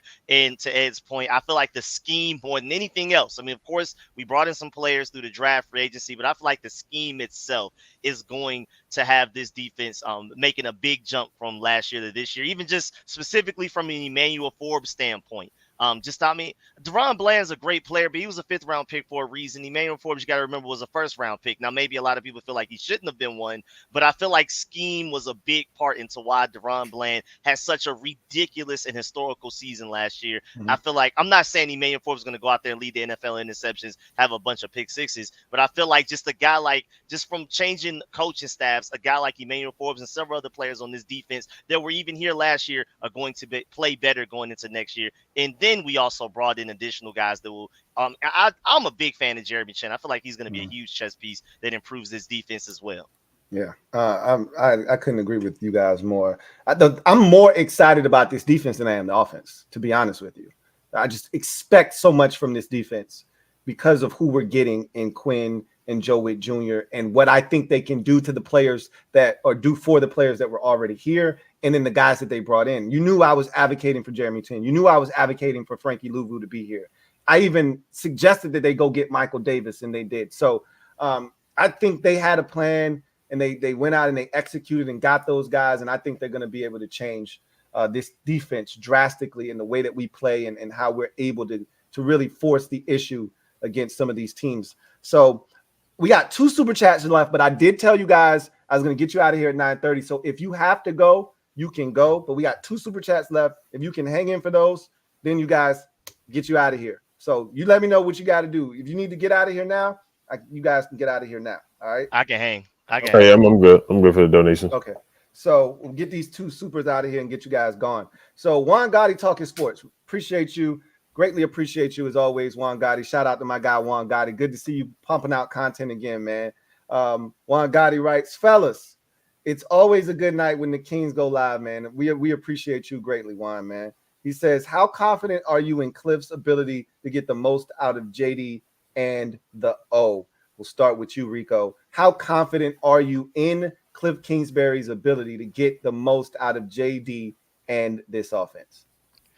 I feel like that's 2 separate things because I feel like I'm very confident in his ability to get Jaden Daniels right out the gate to be very productive, to develop him. Again, I mean, we have so many quarterback developers up and down this roster, like 5 guys with experience doing it. So I'm very confident in the Jaden Daniels side of things. It's the offense that I'm more so worried about, if anything, as far as being consistent, not starting off hot the first half of the season and then, sizzling out towards the second half of the season once defenses figure out what you're doing and then you need to adjust. So I feel like those are 2 separate things. Jaden Daniels very confident. The overall offense, definitely have to see. Mm-hmm. What about you, Ed? Yeah, shout out to Juan Gotti coming back, man. Shout out to him. He served for a little bit, so it was good to see him back making content. But I mean, that's a good point, Rico. A lot of the times he got figured out with the Cardinals. Like they started off high, they were like 7-0 one season, and then they just flamed and fizzled out. They got figured out. I know DeAndre Hopkins, he lined up on like the same side, like on the right side, like 95% of the season. So can he make adjustments? Yeah, there was like some crazy stat about that. I know that's a part of his offense, just trying to get the ball out quick and, up tempo all the time. But I mean, and just seeing the running game, I want to see him incorporate and use Jaden Daniels' strengths. I do want to see him have some design runs, but not too much to the point where we're putting him in harm's way. But if you do want to maximize his talent, there's going to have to be some design runs in where you use him as a weapon, where it's like, dang, we got to look out for him, B-Rob and Eckler, or, you may have Ben Sinnott lined up in the backfield too. So just seeing some of the creativity there, just using all his weapons, getting the ball to Terry, just a lot of things that we saw last year that were disappointing, where we weren't getting the ball to Terry. We weren't targeting him in the red zone, getting the ball to Jahan. Can he get these guys involved more and more engaged in the offense than what they were last year? So just seeing that improvement there. But yeah, and then he likes to throw outside the numbers a lot. That's where Jaden Daniels was really good at, slot fade, throwing the ball downfield. just getting the ball in the bucket down to his good receivers. So I have a lot of faith in Cliff Kingsbury getting that done. But yeah, I just want to see him use Jaden Daniels as a weapon as well. But of course, keeping him out of harm's way. And I'll piggyback off of this quickly. I think he learned a lot from his experience as a head coach, right? And I think he'll adjust to some of the things that he didn't do well. And I think that's part of the reason he doesn't want to be a head coach right now. He just wants to coach offense because there's so much that goes into being a head coach. You're being pulled in different directions. I think at his core, Cliff Kingsbury just want to coach offense. He really don't give a damn about defense, and he don't care about what they're doing over there. He really is just concerned about the offense, and I think that's why he just wants to be an offensive coordinator right now. I don't think that's going to ultimately be his mindset. If he kills it with Jaden Daniels these first 2 years and he becomes a hot coordinator, I think he's going to try to be a head coach again. But right now, I think he just wants to get back to having fun. Hell, we just saw Chip Kelly, right, go from being a head coach in college football to do what? Be an offensive coordinator. Why? Because I don't think he really wants to juggle the responsibility anymore. He just wants to have fun. Like a lot of these offensive-minded guys just want to have fun. And having fun in their mind is calling plays, right? You know, scheming it up, figuring out how to be successful on the offensive side of the ball. So we'll see if he can do that or not. Barrett Downing, been a member for 32 months. My guy, BD, really appreciate you. Who just writes, great to see you guys together as always, man. We really, truly do appreciate you, BD, man. Thank you so much. Sir. Video channel, to get the fellas out of here. Video channel, thank you for the super chat. Greatly appreciate you. Thank you for being a member of the MOBB. Writes, rookie minicamp is about to be lit. Who's under the radar? Who's an under the radar player to watch? We'll start with you, Ed. Give me an under the radar player to watch as this team starts to head to, well, rookie mini camps are coming up, and then they'll get to the other OTAs. Give me a guy at camp that when you go out to the practice that you'll be kind of looking for to see go out there and make some flash plays for you, some splash plays. Yeah, I'm gonna go with Wiley again, one of the UDFAs from Arizona, man. I like it. I like his explosiveness. I think he has some home run hitting ability, and I like to see him as a receiver. I think he brings a little something different to the running back. I know you get it with Eckler, but as a UDFA guy, and I think it's just kind of too easy to say Senate or San Ristil, Mikey. I think that's just too easy because they're not really under the radar. Those are some of the top second round picks that we had. So I think it's a little too easy to say that. But I would say, and it's between Romsey. I know, Lou, you're probably not too high on Romsey. That's an understatement. I think Romsey, man, I think he's got something to him, man. I think he's got some dog in him. No pun intended with the Georgia Dogs, but I think he's got some dog. I think he's going to make a couple of big plays out there, man. I'm intrigued to see him in training camp. Hey, he might have some dog in him, but I'll be surprised if he can separate, man. That dude is slow as molasses, bro. He is going to be like Velcro to these corners at the NFL level. But we'll see what he's able to do. Clearly, they felt like he could, have some sort of impact. But Rico, who is an under the radar guy that you'll be looking for as the team heads to camp? Yeah, well, just to go back to Rosemi Jack Saint real quick, because he's definitely not my pick, but I feel like in rookie minicamp, because he comes in like so nuanced and things like that, I think he's gonna like flash, and then there's gonna be some hype around him. By the time we get through training camp, it's probably gonna fizzle out because everybody that's faster than him, quicker than him, higher ceilings than him will eventually learn to outplay him. But I think off rookie minicamps wise, maybe even by the time we get the mandatory mini camps, he won't stick out. But I think early on he may he's coming in with a decent floor. So I think the hype's gonna build up and then it's gonna sizzle out very quickly.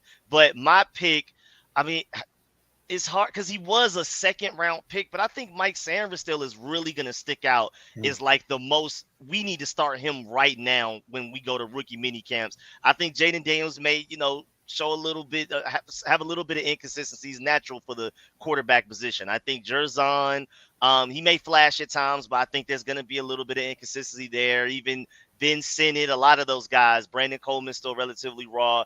But I think Mike Sanders still is going to go out there and look like, why is he out here at rookie minicamp? I think that's how good he's going to look compared to everybody else. I think just with his instincts and athleticism, I think he's going to shine very brightly going in. It's hard to say underrated because he was a second round pick, but I think he's going to go out there and look great immediately. Man, I can't thank you guys enough for the time, your generosity with your time, man. All of us are busy. All of us are juggling multiple things. But for y'all to take the time out, kick it with the kid, chop it up with the viewers out here, over 700 people. Shout out to the comment section, holding us down, man, and supporting these Commander Kings, man. I couldn't thank y'all enough for your time, and I look forward to doing it again with you guys in the future. Really appreciate you guys. Y'all have a blessed night, man. Take care. And I look forward to doing it with you guys again in the near future. Yes, so sir. thanks for having me on. I love the commercial, man. I got to get some Mando. Yeah. Use that promo code Louie Tee, man. Yeah. Y'all take care, man. Yes, sir. You too. So, all right. With that said, I'm going to stick it out. It's a couple more supers. What I really want to do, though, is I want to go back through these supers with a fine-tooth comb. Some of them, I kind of wanted to let them handle the supers because I wanted to get them out of here in a time that was suitable for everybody. I told them I would get them out of here at a reasonable hour. So I'm going to come back. I'm going to go through some of these supers that I didn't feel like I got to really chime in the way that I wanted to. I really wanted their perspective. You guys hear me talk all the time on this channel. So I wanted their perspective on this channel. But I'll come back, go through that with a fine-tooth comb. But I'm going to hit y'all with another commercial. And then on the other side of that commercial, I'm going to come back and we're going to get into some of these super chats and really go through them with a fine-tooth comb. So I'll see you guys on the other side. Who else could it be but me, your man, Louie Tee, with a major announcement. I promised you a major announcement, and I'm going to deliver right now. Before I do, I want to thank each and every single one of you for making this channel, this brand, what it has become. Without you, none of this exists. The time, the energy, the effort, the resources you poured into the Louie Tee Network has brought us to this point, and I'm so happy about the progress that has been made, and I can't thank you guys enough. With that said, I've come so close many a times to doing something like this. Never any closer than 2020, and COVID hit, and then I went back to my comfortable abode in my comfort zone in the house. Well, now I'm coming outside. That's right. We're getting out of the house, and we're not just getting out of the house and doing anything. We're going on a trip, y'all. It's party time. Oh, it's party time. Yeah, we having a party. And you're invited. As we go to the Dominican Republic, Louie Tee Network Lifestyle presents the Dominican Republic edition. That's right. We're going to the DR and you're invited. And so, yes, it's an extravagant trip. The first one out of the gate. I'm hoping to make this an annual thing, not to the Dominican Republic, but just a trip in general where we get to kick it, chill, and have some fun with one another. But we're going to start this thing off with the DR. And so what this is all about and what this entails, here's all of the details.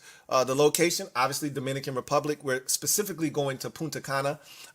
It's a resort, Hard Rock Cafe in Punta Cana, all inclusive. So that means all your food, your drinks, everything on the resort, all paid for. Once you get there, put your wallet away. Let's have some fun, right?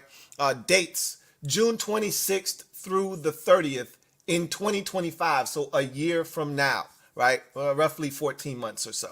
Registration is $295 per person, but if you get in on the early bird special, you'll save yourself $100. It's $195. Early bird registration is through May 31st, 2024. So essentially, you have a month to get in on the early registration before it kicks up to $295. Now, keep this in mind. Registration is non-refundable. So before you invest a single penny, make sure this is what you want to do, because once you pay money, you can't get it back. Trip activities, we're going to get into some of everything, but the thing I'm looking forward to the most is the meet and greet and the convo with Louie Tee. Now, the convo with Louie Tee is a la carte. It is not included with the trip, but the meet and greet, the excursion, they got a ton of activities on the resort. Laser tag. Look, I'm a big kid. Laser tag, bowling. If you want the smoke on the lanes, let me know. All right. There's so many things we can get into, and I'm looking forward to doing that. But I'm most looking forward to meeting you guys. The meet and greet is what I can't wait to have happen. Travel. You can book your own travel, or you can go through our travel agent. She's awesome, and she'll take care of you and make sure that everything, like I said, is going to be top notch and first rate. Ground transportation, speaking of top notch and first rate, is included in the trip. So we're going to get you to and from the resort. You don't have to worry about any of that. We'll make sure that you're taken care of. And your room deposit is $100 per person. And again, much like the registration, it is non-refundable. So make sure this is what you want to do before you spend a single cent, right? Trip is only limited, though, to 50 spots. So again, first come, first serve basis. The trip does not have to be paid in full until April of 2025. So essentially, you have a calendar year to get all of your payments in and pay for the trip in full. So that is the meat and potatoes of this trip. The link to register, all right, the link to registration is in the description of this video. I'll also drop that link in the comment section, and you guys can have at it. I'm so excited about this. I'm so excited, and I just can't hide it.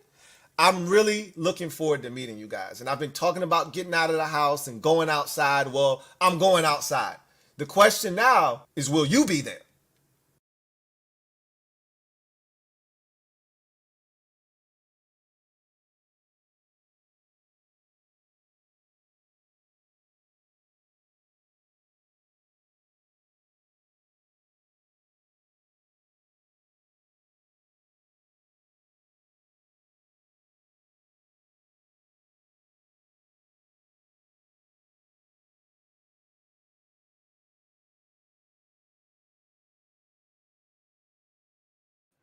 All right.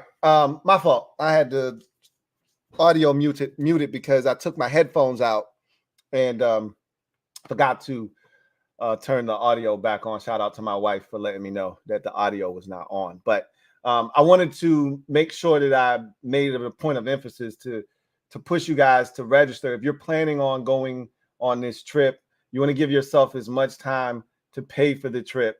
I realize that it's not the most, it's not the most, it's not the cheapest trip, but when you're leaving the country, that's what it is. But it's going to be worth it, right? Anytime you go on a trip to a resort, everything's pretty much paid for. So it's going to be a lot of fun. I'm hoping to see a lot of you there.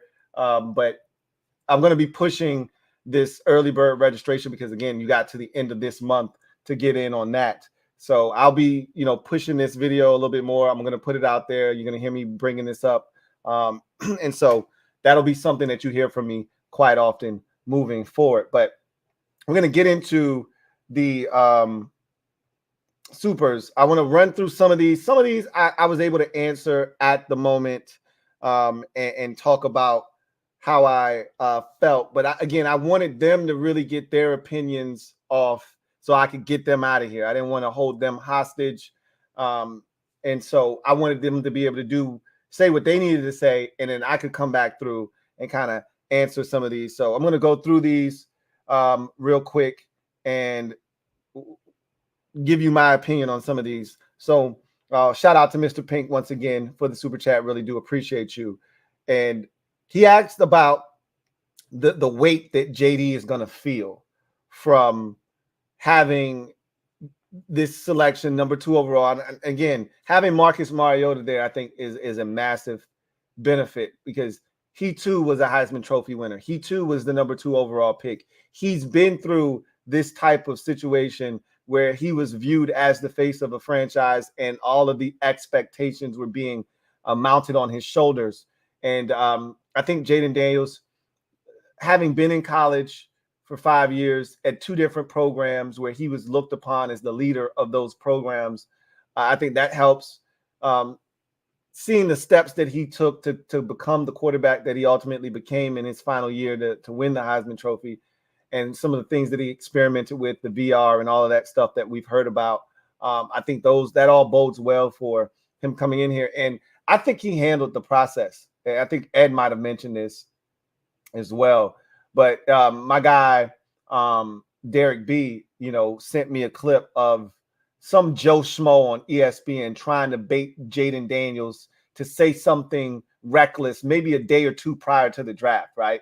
I mean, just really, really going after him aggressively, trying to get him to say he didn't want to come to Washington, right? And or that he really wanted to go to Vegas and didn't want to go anywhere else. And Jaden handled it beautifully. I mean, the guy kept pressing and pressing, even after he said, "Man, I'll be, blessed to go anywhere. This has been my long life, childhood dream to be a quarterback in the NFL, and I'll go anywhere that I'm drafted." And this guy kept pressing and probing and wanted him to say something controversial. And to Jaden's credit, he didn't. He didn't bite the bait.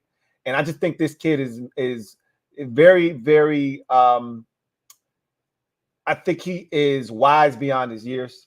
I think he is the kind of quarterback that we need here in Washington. And I think he understands that his role here is much bigger than just the starting quarterback of the Washington Commanders. He sees himself as a role model. And so I think he's going to act accordingly. And I expect him to put his best foot forward at all times and give us the best chance to be successful. And so I'm looking forward to seeing what he's capable of doing right away. And as far as the roster is concerned around him, I think they've put enough talent around him to be successful. Now, the question is the offensive line. I've talked about what I think is ultimately going to be the case with this offensive line. So my questions are less about the offensive line and more about, because again, you can't fix everything in one offseason. I didn't expect them to fix everything. And one of the things that they weren't totally able to fix was the offensive line. And I'm okay with that. Like, some of you are so impatient because you draft a quarterback, you have to draft offensive linemen. Well, you don't waste picks just because you drafted a quarterback. Oh, we got to draft offensive linemen. If the value is not there, you're wasting picks. You're wasting valuable draft capital trying to fill voids with players that may not even be good, right? Instead of getting talent, which is what they ultimately did, and I agree with every selection that they made with the first four in particular. We'll see what the 2 and the 3rd round end up being for them, right? But the first 4 picks, I love what they did, because what they effectively did was they got the best players on their board. That's what you do in the first round. That's what you do in the second round. And every position on our team was a position of need. Even defensive tackle. Some of you look, we didn't need defensive tackle. We needed offensive tackle. Well, I'd rather take the defensive tackle that was a first round pick and first round type of talent instead of the guy that might be a 3rd round type talent, but teams are reaching and taking him in the second at tackle just because we need a tackle. That's how you stay bad. That's how you stay mediocre. That's how you end up being like we were with Bruce Allen, who couldn't draft worth a damn, right? So I'm more nervous about O-line Bobby Johnson, like getting the most out of the talent that is there, than I am, what they're surrounding Jaden Daniels with. I'm more nervous about O-line Bobby Johnson, to be honest with you, because I think there's enough talent that they've gotten on the offensive line to survive, get through this season, and then really upgrade the O-line next year and really fortify that line and get you to where you really want to be. I think we've got enough stuff to get us to next year. Is he going to get the most out of these guys? I worry about that. That's my honest to God answer there, right? And I've already asked this question. I think I even asked it on draft night. Is Jaden Daniels a better prospect coming out of LSU than Robert Griffin III was coming out of Baylor? I think the excitement level for Griffin back in 2012 was greater than that of Jaden Daniels. But I think we've now seen what it looks like with RG3, with Robert Griffin III. And now I think some people have tapered expectations. Some people are somewhat jaded by, Jaden Daniels because of Robert Griffin III. They're not the same guy. They don't think the same way. They don't operate the same way. They're not the same player. I think Jaden Daniels is a better passer coming out of LSU than Griffin was coming out of Baylor. I think, Griffin had he was the track athlete, faster straight line speed, but as an actual runner, I think Jaden Daniels is a better runner, right? Not sprinter, not speed wise, but a better runner, better vision. Robert Griffin III lacked vision as a runner. Daniels has vision. He just has to stop taking big shots, right? Anyway, I digress. Reedy Davis asked about the win total. I've already given you my win total. It hasn't changed. It's not going to change. 6 to 8 wins. I think we're a 7-win team. If we win 6, I wouldn't be shocked there either. I don't think we hit the over on that Vegas total. I think the number was set at 7.5. I told y'all I thought Vegas was tripping. You know, a lot of y'all said, no, Louie Tee, you're tripping. And I may be tripping, and they may get to 8 wins. But I think that this is a 6 or 7 win team right now. And we'll see when the season gets here if that number is to change. Swaggy P said, what are you more excited about? I talked about that. I already answered that question pretty good when they were here, which is I'm actually excited to see this defense. I'm so excited about Joe Witt Jr. and Dan Quinn and what they can potentially provide defensively for us. This defense has been bad. And even the years that we were good, I wasn't impressed. We don't create turnovers. We don't create short fields. We pin teams deep with Tressway being an outstanding punter and the guys like All-Pro Revo getting down there and downing the ball inside the 5, and then we still give up 2 or 3 first downs and let them flip the field position. We don't do the little things that other defenses do. You get a team backed up, they make a mistake, you pick them off, or you get them off the field 3 and out. They got a punt, you know, punter doesn't have any space, and you're fielding a punt at midfield and you're returning it to the other team's 38-yard line, and that's where you're starting. Like, these are the things that when you're a good defensive team, you do. We haven't done that for a very long time. And so I'm looking forward to seeing this team create turnovers defensively, be physical defensively, get after it defensively, not give up big plays, be a really good tackling team and do the fundamental things correctly. And I'm looking forward to seeing this defense more so than I am the offense, to be honest with you. Talked about this already. Jesus Saves J316. Have I watched Tyler Owens? I already mentioned that I already broke him down on a separate video. If you want to know how I feel about Tyler Owens, the safety out of Texas Tech, go watch my video where I broke down all of the undrafted priority free agents. Reedy Davis asks, does anybody see a 1K runner here? I think we're going to see 1,000 yards out of Brian Robinson Jr. And here's why. I've talked about this offense. I liken it to Alfred Morris in his rookie season, and even the second year where he was still a 1,300-yard runner. I think his first year, what did he run for in his first season here? 1,600 yards or something crazy like that? It wasn't that many. It had to be like 14 something because he broke the record. The record was set by Clinton Portis, which I think was 1,405 yards. And I think Alfred Morris surpassed that in his rookie season with Robert Griffin III. And I think you're going to see the pressure that Jaden Daniels and his legs put on the defense because although, like Rico said, he's not a run-first type of guy, he's going to stand back there and deliver the football. I do think there will be the element of, called runs and option runs, right, where he has the option to pull it or give it to the back. That ability to keep that backside defender and freeze him and keep him at home is going to allow, I think, Brian Robinson to have opportunities to get 3, 4, 5 yards on carries that he normally wouldn't be seeing those kinds of lanes. So I do think Jaden Daniels' legs is going to somewhat freeze the defense and it's going to open up the run game a little bit, I believe. And so with that said, I do think Brian Robinson, if he's healthy, I think you're going to see him rush for over 1,000 yards this year. I do. Jay Willard says, asks about Chef P and, the deals he set up and is he dangling carrots? I don't think he's dangling carrots. I told you guys before they signed their first free agent that this is what the offseason was going to look like. A bunch of one-year deals, a bunch of guys coming in here to fill in gaps, to fill roster spots, to field the team. A lot of those one-year deals are like Ed and Rico both mentioned, are with guys that you're bringing in here to literally be a one-year stopgap. Like Bobby Wagner is not going to be back here next year. Zach Ertz isn't going to be back here next year. These are veterans that they brought in to help set the tone, right? When you look at guys like Cleveland Farrell, he could be back next year. Probably not, though. Dante Fowler Jr. could be back next year. Probably not, right? I won't count out a guy like Dante Fowler Jr., but Cleveland Farrell doesn't feel like a guy that'll be back. But you never know. He's supposed to be one of those upstanding citizens, one of those guys that's a true leader in the locker room. I remember listening to Michael Mayock talk about why they selected Cleveland Farrell as a top 7 pick when he was with the Raiders in their very first draft. And he said, look, we're going to get ridiculed for this.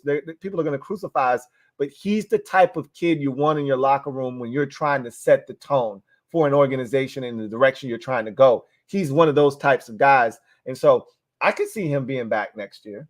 They really like his vibe and what he was able to do. And if he plays well on the field, gets you 4.5 sacks this year and plays hard against the run and is a great teammate, I could see him being back as a rotational depth guy. I don't see him starting again next year, right? But I could see him being a rotational depth guy again next season if brought back. I think he's going to start this year, though, opposite of Dorrance Armstrong. But the only guy that I really truly see on a 1-year deal that I expect them to be interested in bringing back if he plays well is Jeremy Chin, right? Most of these guys that they brought in here, you know, there's a bevy of guys like Noah Igbenogany and James Pierre who could also be back. They signed 1-year deals. They may go out ball on special teams, you know, and prove to be vital parts of the special teams unit, and also gave us some quality snaps in a pinch. And they may decide, you know what, that guy gave us something more than we thought we were getting. Let's bring that guy back, right? And it's not going to cost you a lot. But I don't think that they envision a lot of these 1-year deal guys. They're literally placeholders for guys that they're going to draft next year. For some of these undrafted guys that are going to be on a practice squad that they're currently developing, or some of the guys that won't make this roster that they put on the practice squad that they develop that are ready to then contribute next year. These guys that they brought in here on 1-year deals for the most part are placeholders, to me at least. I could be wrong about that, but the only guy that really feels like someone that is having a carrot dangled in front of his face, like, hey, if you play well, there's more money to be had here, is Jeremy Chin. And again, I think they went out and drafted Dominic Hampton for the specific point, right? The specific purpose of replacing Jeremy Chin should he leave in free agency. That's why I mocked him here to Washington in my mock draft. And I see a perfect DNA match, right? So we'll see what happens. We already answered the Twin D, you know, comment about Luke. He's going to become a very fast favorite, you know, here in Washington. Anytime you got a name that allows fans to have a chant, it's going to be something that kind of catches on fairly quickly. So it's not going to take much. All he has to do is have one game where he's got 4 or 5 catches. One person has to scream Luke. The rest of the fans catch on. And from that point on, every time he catches it, you're going to get a serenade of Luke. I can relate to that as a guy that had a name similar to that. That's what happened to me. Every graduation, any honor roll assembly, anything like that, it was always Lou. So I know how that goes. All it takes is one person to do it. It spreads like wildfire. It's going to happen with Luke McCaffrey. It's only a matter of time. Only a matter of time. LT snuck in here. Don't even know what this comment means. I might be being slow, but this one went right over my head. Coach T. Brown, we already answered that. I think it's Jeremy Chin. Cisco mixed with that dipper. Right. We talked about Ed having us knock on wood. Classic Ed every single time, right? Always bringing up the I word and making us feel like, oh my God, he did it again, right? Reedy Davis, we ranked all of the positions that you asked us to rank: wide receiver, tight end, running back, all the skill positions except for quarterback, essentially on the offensive side of the football. I think we're third in receiver behind Dallas and the Eagles. I think we're third at tight end behind, once again, Dallas and the Eagles. And then I think we're second at the running back position, only behind the Philadelphia Eagles. So that's where I think we stand there. Christopher McLaughlin, my guy Chris, writes, what one game? So we answered that. I answered that. Baltimore Ravens game is the one I'm looking forward to because, again, that's the Beltway game. I don't want to say there's bragging rights in the DMV over that game because the Ravens don't see us as that type of a challenge or that kind of a team. The battle may be fierce amongst ownership. I remember when Snyder was here, they couldn't stand Snyder and Snyder couldn't stand them. So there was a little bit of an internal rivalry between, Bashotti and that group over there and Snyder here, but that's gone now that Snyder's no longer here. I think there is a bit of reverence for what the Ravens are doing, and I think they're held in high regard. I remember when we went to Baltimore for the joint practices last year, our owner, Josh Harris, went there, saw the facilities, and was like, oh shit, this is what it's supposed to look like, right? So I think there's a mutual respect between Josh Harris and Steve Bashotti and the ownership group in Baltimore. And so I don't think that rivalry really exists amongst the owners anymore. But I think the fans, I know I want to beat the Ravens, not just because I want to win. I want to win every game, but I just want to beat the Ravens because they right up the street, and I know they think they better than us, which they are. And so I would like to beat the Ravens personally. So that's one. And then what position outside of O-line scares you most on offense and defense? Kind of talked about that already. Really don't have one on offense. If you take the offensive line out of the equation, I really don't have one. And I already told you that I'm not as worried about the offensive line as a lot of you are. I'm more concerned with O-line Bobby Johnson and his ability to get the most out of the offensive lineman. But I'm not that concerned because I told you already, I expect this offense to take some of that pressure off of the line itself, with Jaden Daniels putting stress on defenses with his legs, and the threat of him running, not just him running, but the threat of him running is going to slow down opposing defenses, force them to think, force them to not be as aggressive. That's going to help them. Running the football is going to help. The quick passing game is going to help. And then the fact that we're not going to be a 30 to 40, we're not going to be a 35, 40, 45 drop back pass game team, right? That's not who we are going to be like we were last year with Eric Bieniemy, where you're asking your offensive linemen to do that on a consistent basis. I just think the offensive line is going to be somewhat offset by the offense, the way it's called, Jaden Daniels' legs, and the ability to run the football. So I'm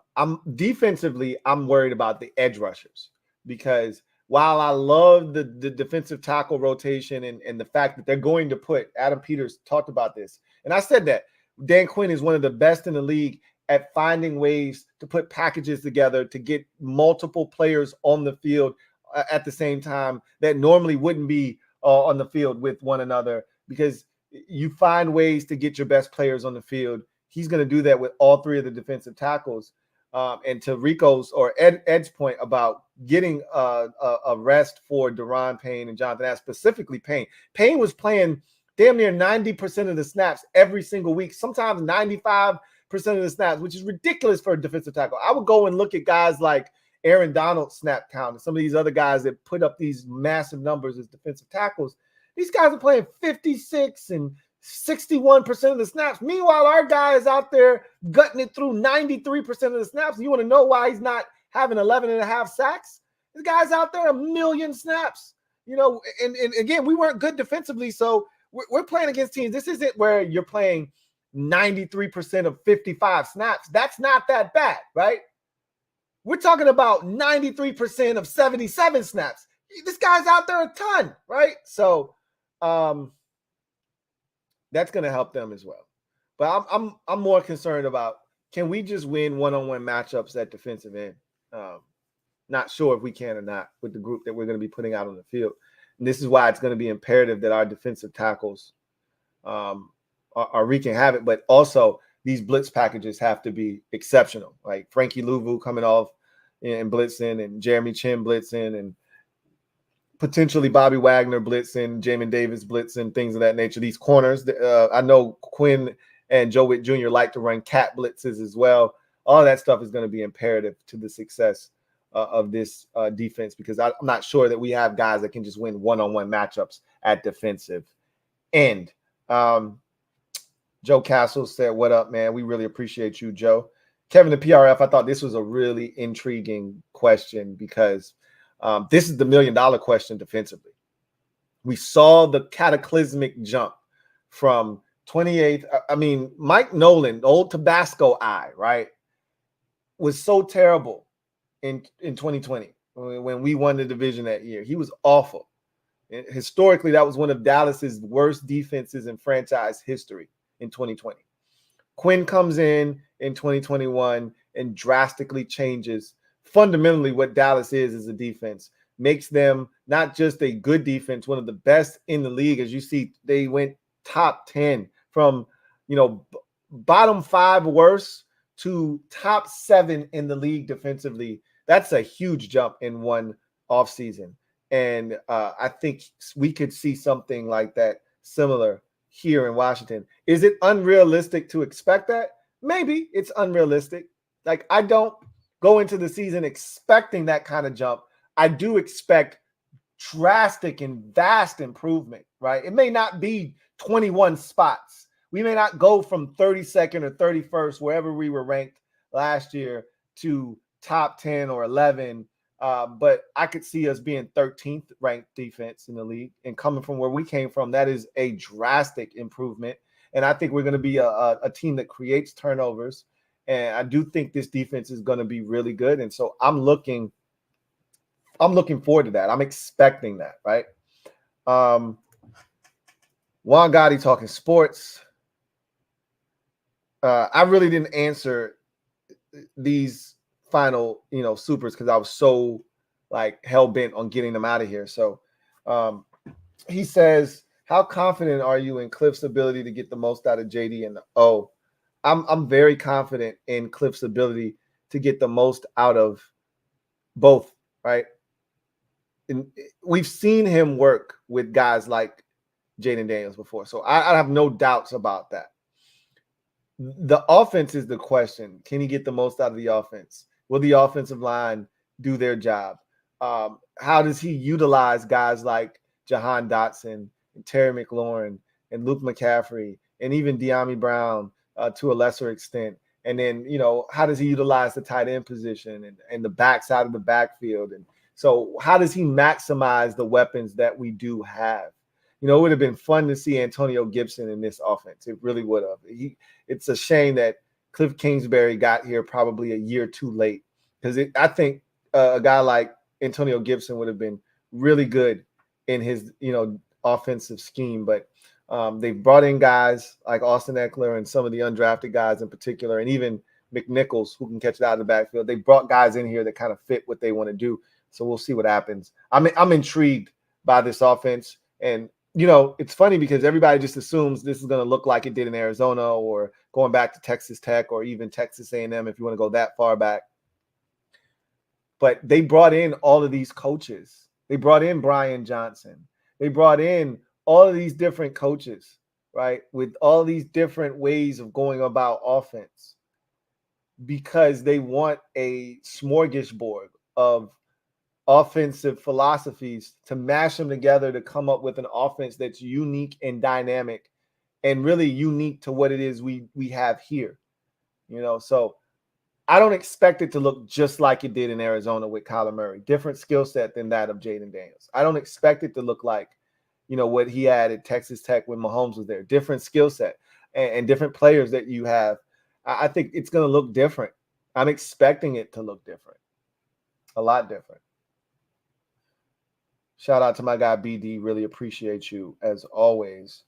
Video channel says rookie minicamp is about to be lit. Who's the under the radar player to watch? I think when you're talking rookie minis, I'm always thinking about the undrafted guys in this particular instance when you got so many spots available. I like, if you're talking about, because you said under the radar, it's hard to be under the radar when you're a day 1 or day 2 selection.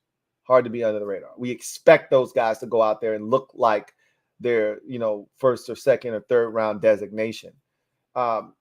It's going to be one of the undrafted guys that I think has a chance to step up. Chiggy, for instance. You want to make this roster? Go out and make a great impression in these rookie minis, and then have that carry over into the mandatory minis later on in the offseason, right? Stand out. If you're a Michael Wiley, who I think has a chance to be really dynamic and have a chance to crack this roster, go out and show why you can potentially make this football team, right? And there are a slew of other guys. There are a host of other players that, Sam Hartman. You want to beat out Jake Fromm?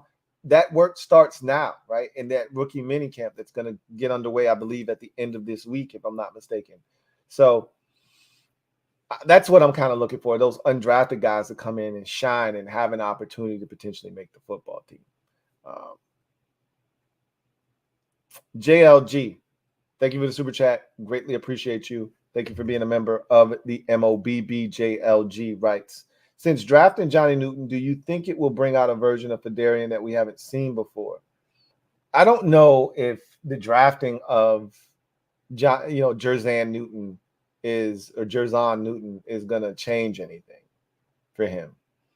Will it motivate him? Maybe. There's a possibility that, but I think he should already be motivated. Like, that should be intrinsic at this point, because you haven't done jack diddly poo squat in 2 years, whether it's for health reasons, lack of opportunities, what may have you. You haven't done nothing, and you have not validated the fact that you were a second-round pick. That alone should motivate you. If your third season looks anything like your first two, you could be out of the league, my man. Like, your NFL career could be over before it really even had a chance to get started. That's how poorly you've shown in the first 2 years. And again, all of it may not be your fault. You can't help injuries, but nobody cares. Like, nobody's going to allow that excuse to be the reason why you stay in the league. You've got nothing. There's no tape really of Fedarian Mathis. I don't think it should take Jerzon Newton being drafted for him to be motivated. He should just want to come out and show why he was a second-round pick. To me, like, that's how I feel.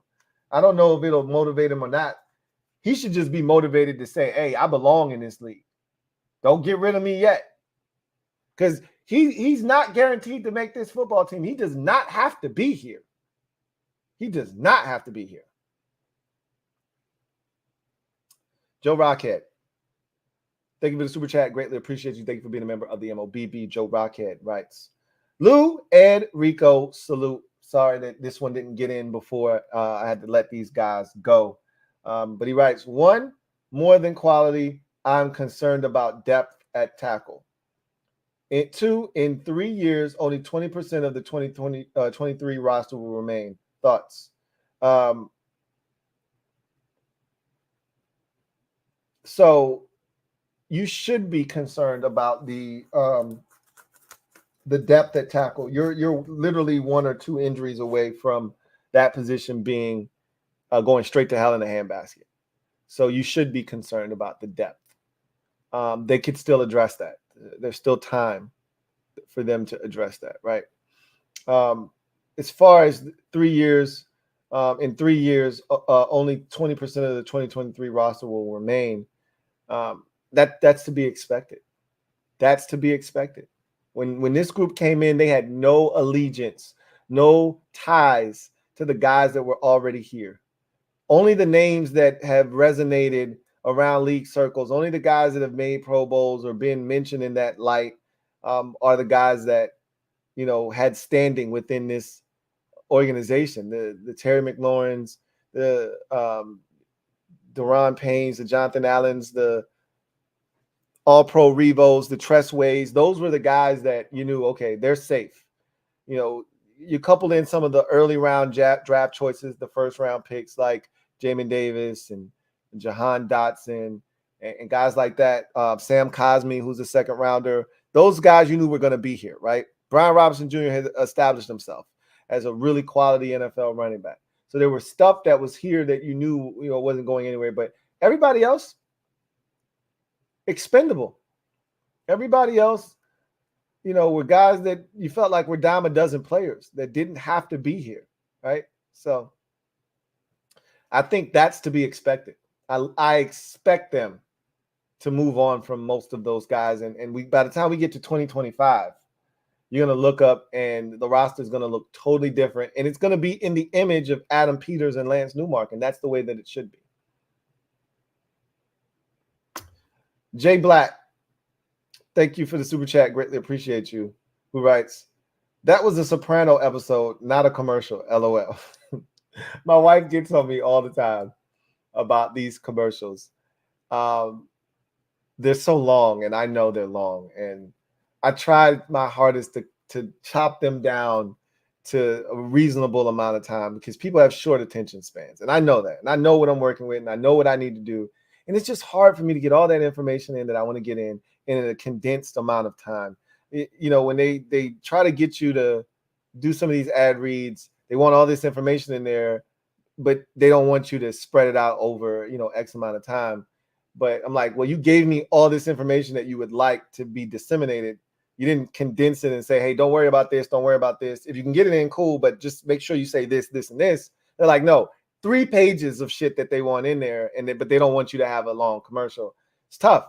And then in the case of, talking about the trip, I just wanted to make sure that I conveyed everything to you guys about the trip. And the crazy part is I still left some things out and had to put it up at the top of the screen because I forgot to mention it, which would have made it even longer, right? So that's something that I'm constantly working at. I'll get better at that, but those definitely were some long. Those were infomercials. Those were commercials. I don't necessarily disagree with you on that. Barrett Dowdy, thank you for the super chat. Greatly appreciate you. Thank you for being a member of the MOBB. My guy BD writes, man, Lou, with all the new additions, it doesn't feel like the same team. I'm excited to see what we do. Respect to you. It doesn't. And I talked about this, and I said we're going to talk more about that as we get deeper into the summer and we get closer to the start of training camp. But I said that this is going to feel like we're rooting for a brand new team. And that's exciting to me personally, because that group that we saw last year, it was hard to root for them outside of Sam Howell. And I made it abundantly clear, I'm outside for Sam, Terry not being utilized, Jahan not being utilized, Brian Robinson not getting enough touches. It was tough, man. It was tough to watch what they were doing, knowing that we had more talent than they were showcasing. But because we had an offensive coordinator who just was so stubborn and refused to utilize the talent that he had and get the most out of the guys that were here. Instead, he wanted to put off his system on people. It just was so off-putting to watch. And the defense, for years, I had been crying about the lack of diversity. They put a lot on the players' plate defensively, so much so that it bogged them down and it didn't allow them to play fast and physical. But still, you could have put together packages that could have gotten guys on the field that I thought could have helped this team in a multitude of ways. You could have put guys like Khaleke Hudson on the field in a specific package. I'm not telling you Khaleke Hudson's a world beater, but what I am telling you is Khaleke Hudson could have served a purpose if utilized, 10 to 12 snaps a game. Khaleke Hudson could have made a difference. They just refused to put guys on the field. It's hard to watch, and this is going to be a totally different regime. They're going to have packages. They're going to put guys on the field. You're going to see different looks. Jack Del Rio refused to blitz, and when he did, they were some of the worst timed blitzes. They were some of the most predictable blitzes. They were easy to pick up. It was so rare to see us get home scot-free, confuse a front and have them, pinch down or slide left or slide right, and the blitz is coming from the opposite way, and somebody comes scot-free. It was so rare because our blitzes were so predictable. When we finally did decide to blitz, it was a mess. Right? So you're leaving guys on an island. If you're blitzing and you're not getting anywhere close to the quarterback, somebody's getting cooked. I'm just so excited about the future, man. I'm excited about what this is going to look like. And I can't wait to see what the final product is on both offense and defensive sides of the football. We haven't talked a lot about special teams with Brandon McManus. We'll see if he's any good. I'm not totally, sold on him as the place kicker, but to his credit, he's like, yo, check. He's like, Google me. I make my kicks inside of 50. Now the percentage isn't great, 50 plus, but that's because I got a big leg and teams were trotting me out there for 59 and 63-yard field goals and shit like that. I said, okay, we'll see, because I watched the game last year that they lost, Jacksonville, that is, because he was the kicker for the Jaguars last year, that they lost on a Monday night to Cincinnati because you missed, some critical kicks. I think you missed 2 kicks in that game, critical ones at that. So I want to see it, right? I want to see it. But it's going to these additions are going to make this thing feel a lot different, and I'm excited about that. Abdullah, Thank you for the super chat. Greatly appreciate you. Abdella writes, Lou, I'm excited but worried about Daniel's development. I don't know if we have done enough offensively to really see good improvement. Just a feeling. I don't know why you would feel like we haven't done enough. He's got weapons at receiver. He's got weapons at running back. He's got weapons at tight end.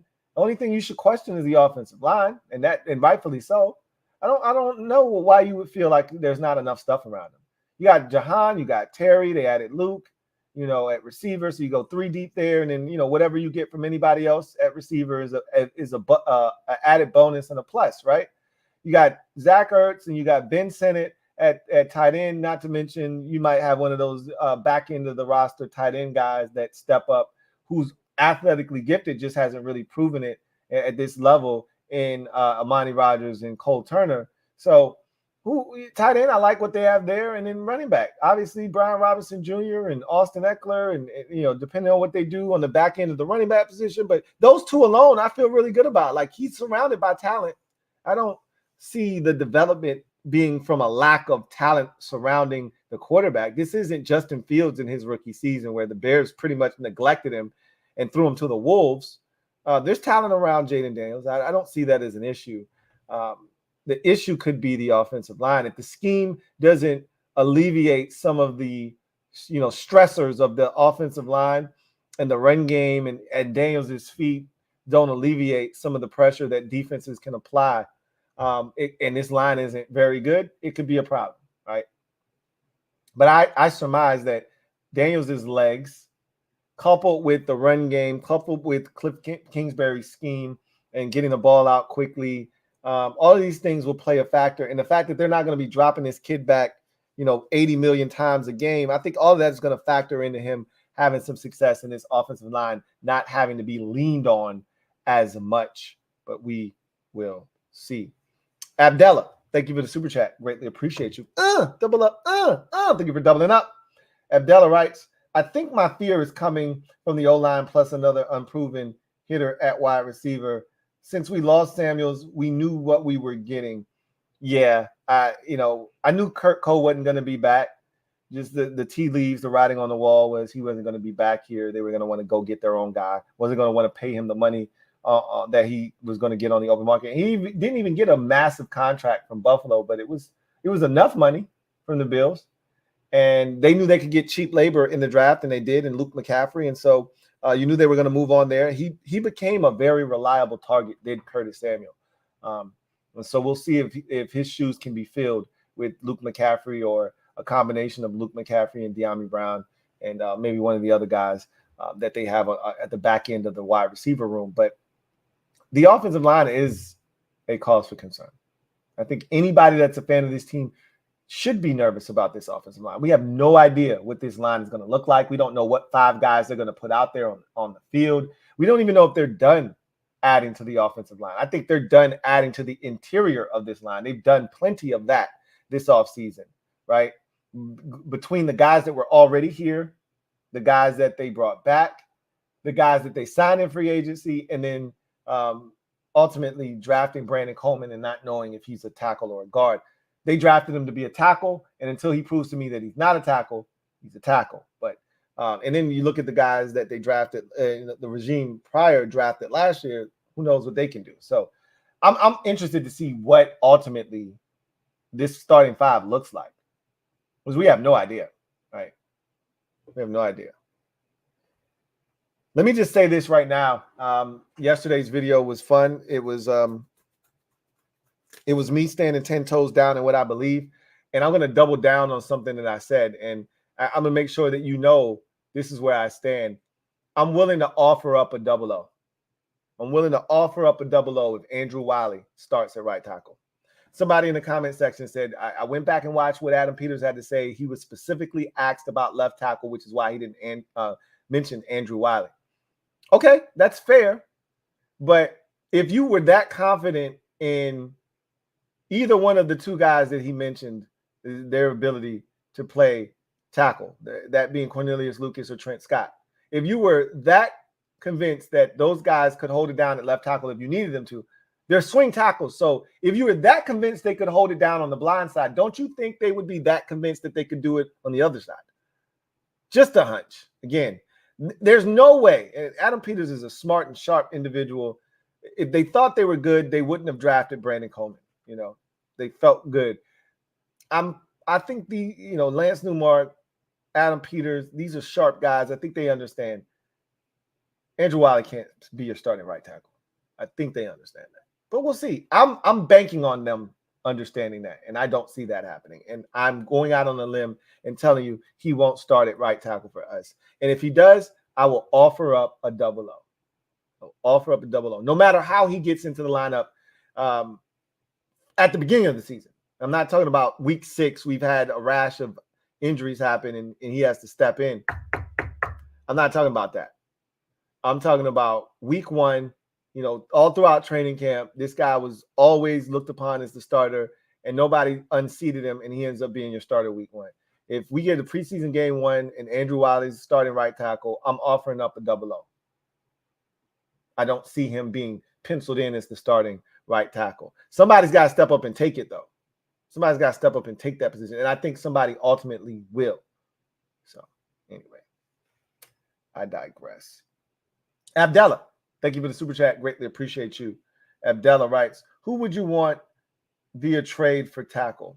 I don't think I would be willing to trade anybody for to go get at the tackle position, because I don't think, look, we're rebuilding, we're recalibrating, we're finding our north. If you're doing that, you don't want to give up future draft capital. That's what it's going to ultimately take, unless you're parting ways with one of the pieces that you think are part of the puzzle and part of the solution and not the problem. So if that's the way you're thinking, you're not really looking to give up. And if you got a good tackle on your team, most teams aren't trading good tackles away. Those are hard to find. So not going to trade away a guy that I think is a quality starting caliber tackle if I don't have to.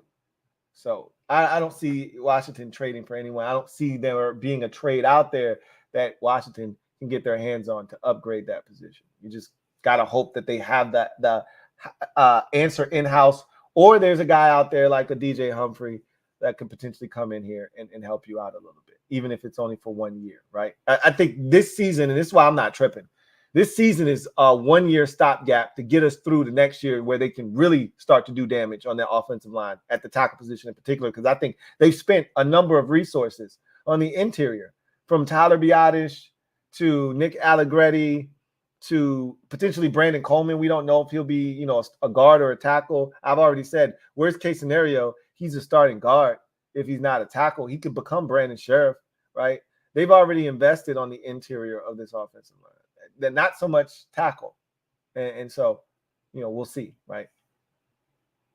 Anyway, I digress. That's going to do it for me, your man Louie Tee, here on the Command Post Live. Post up.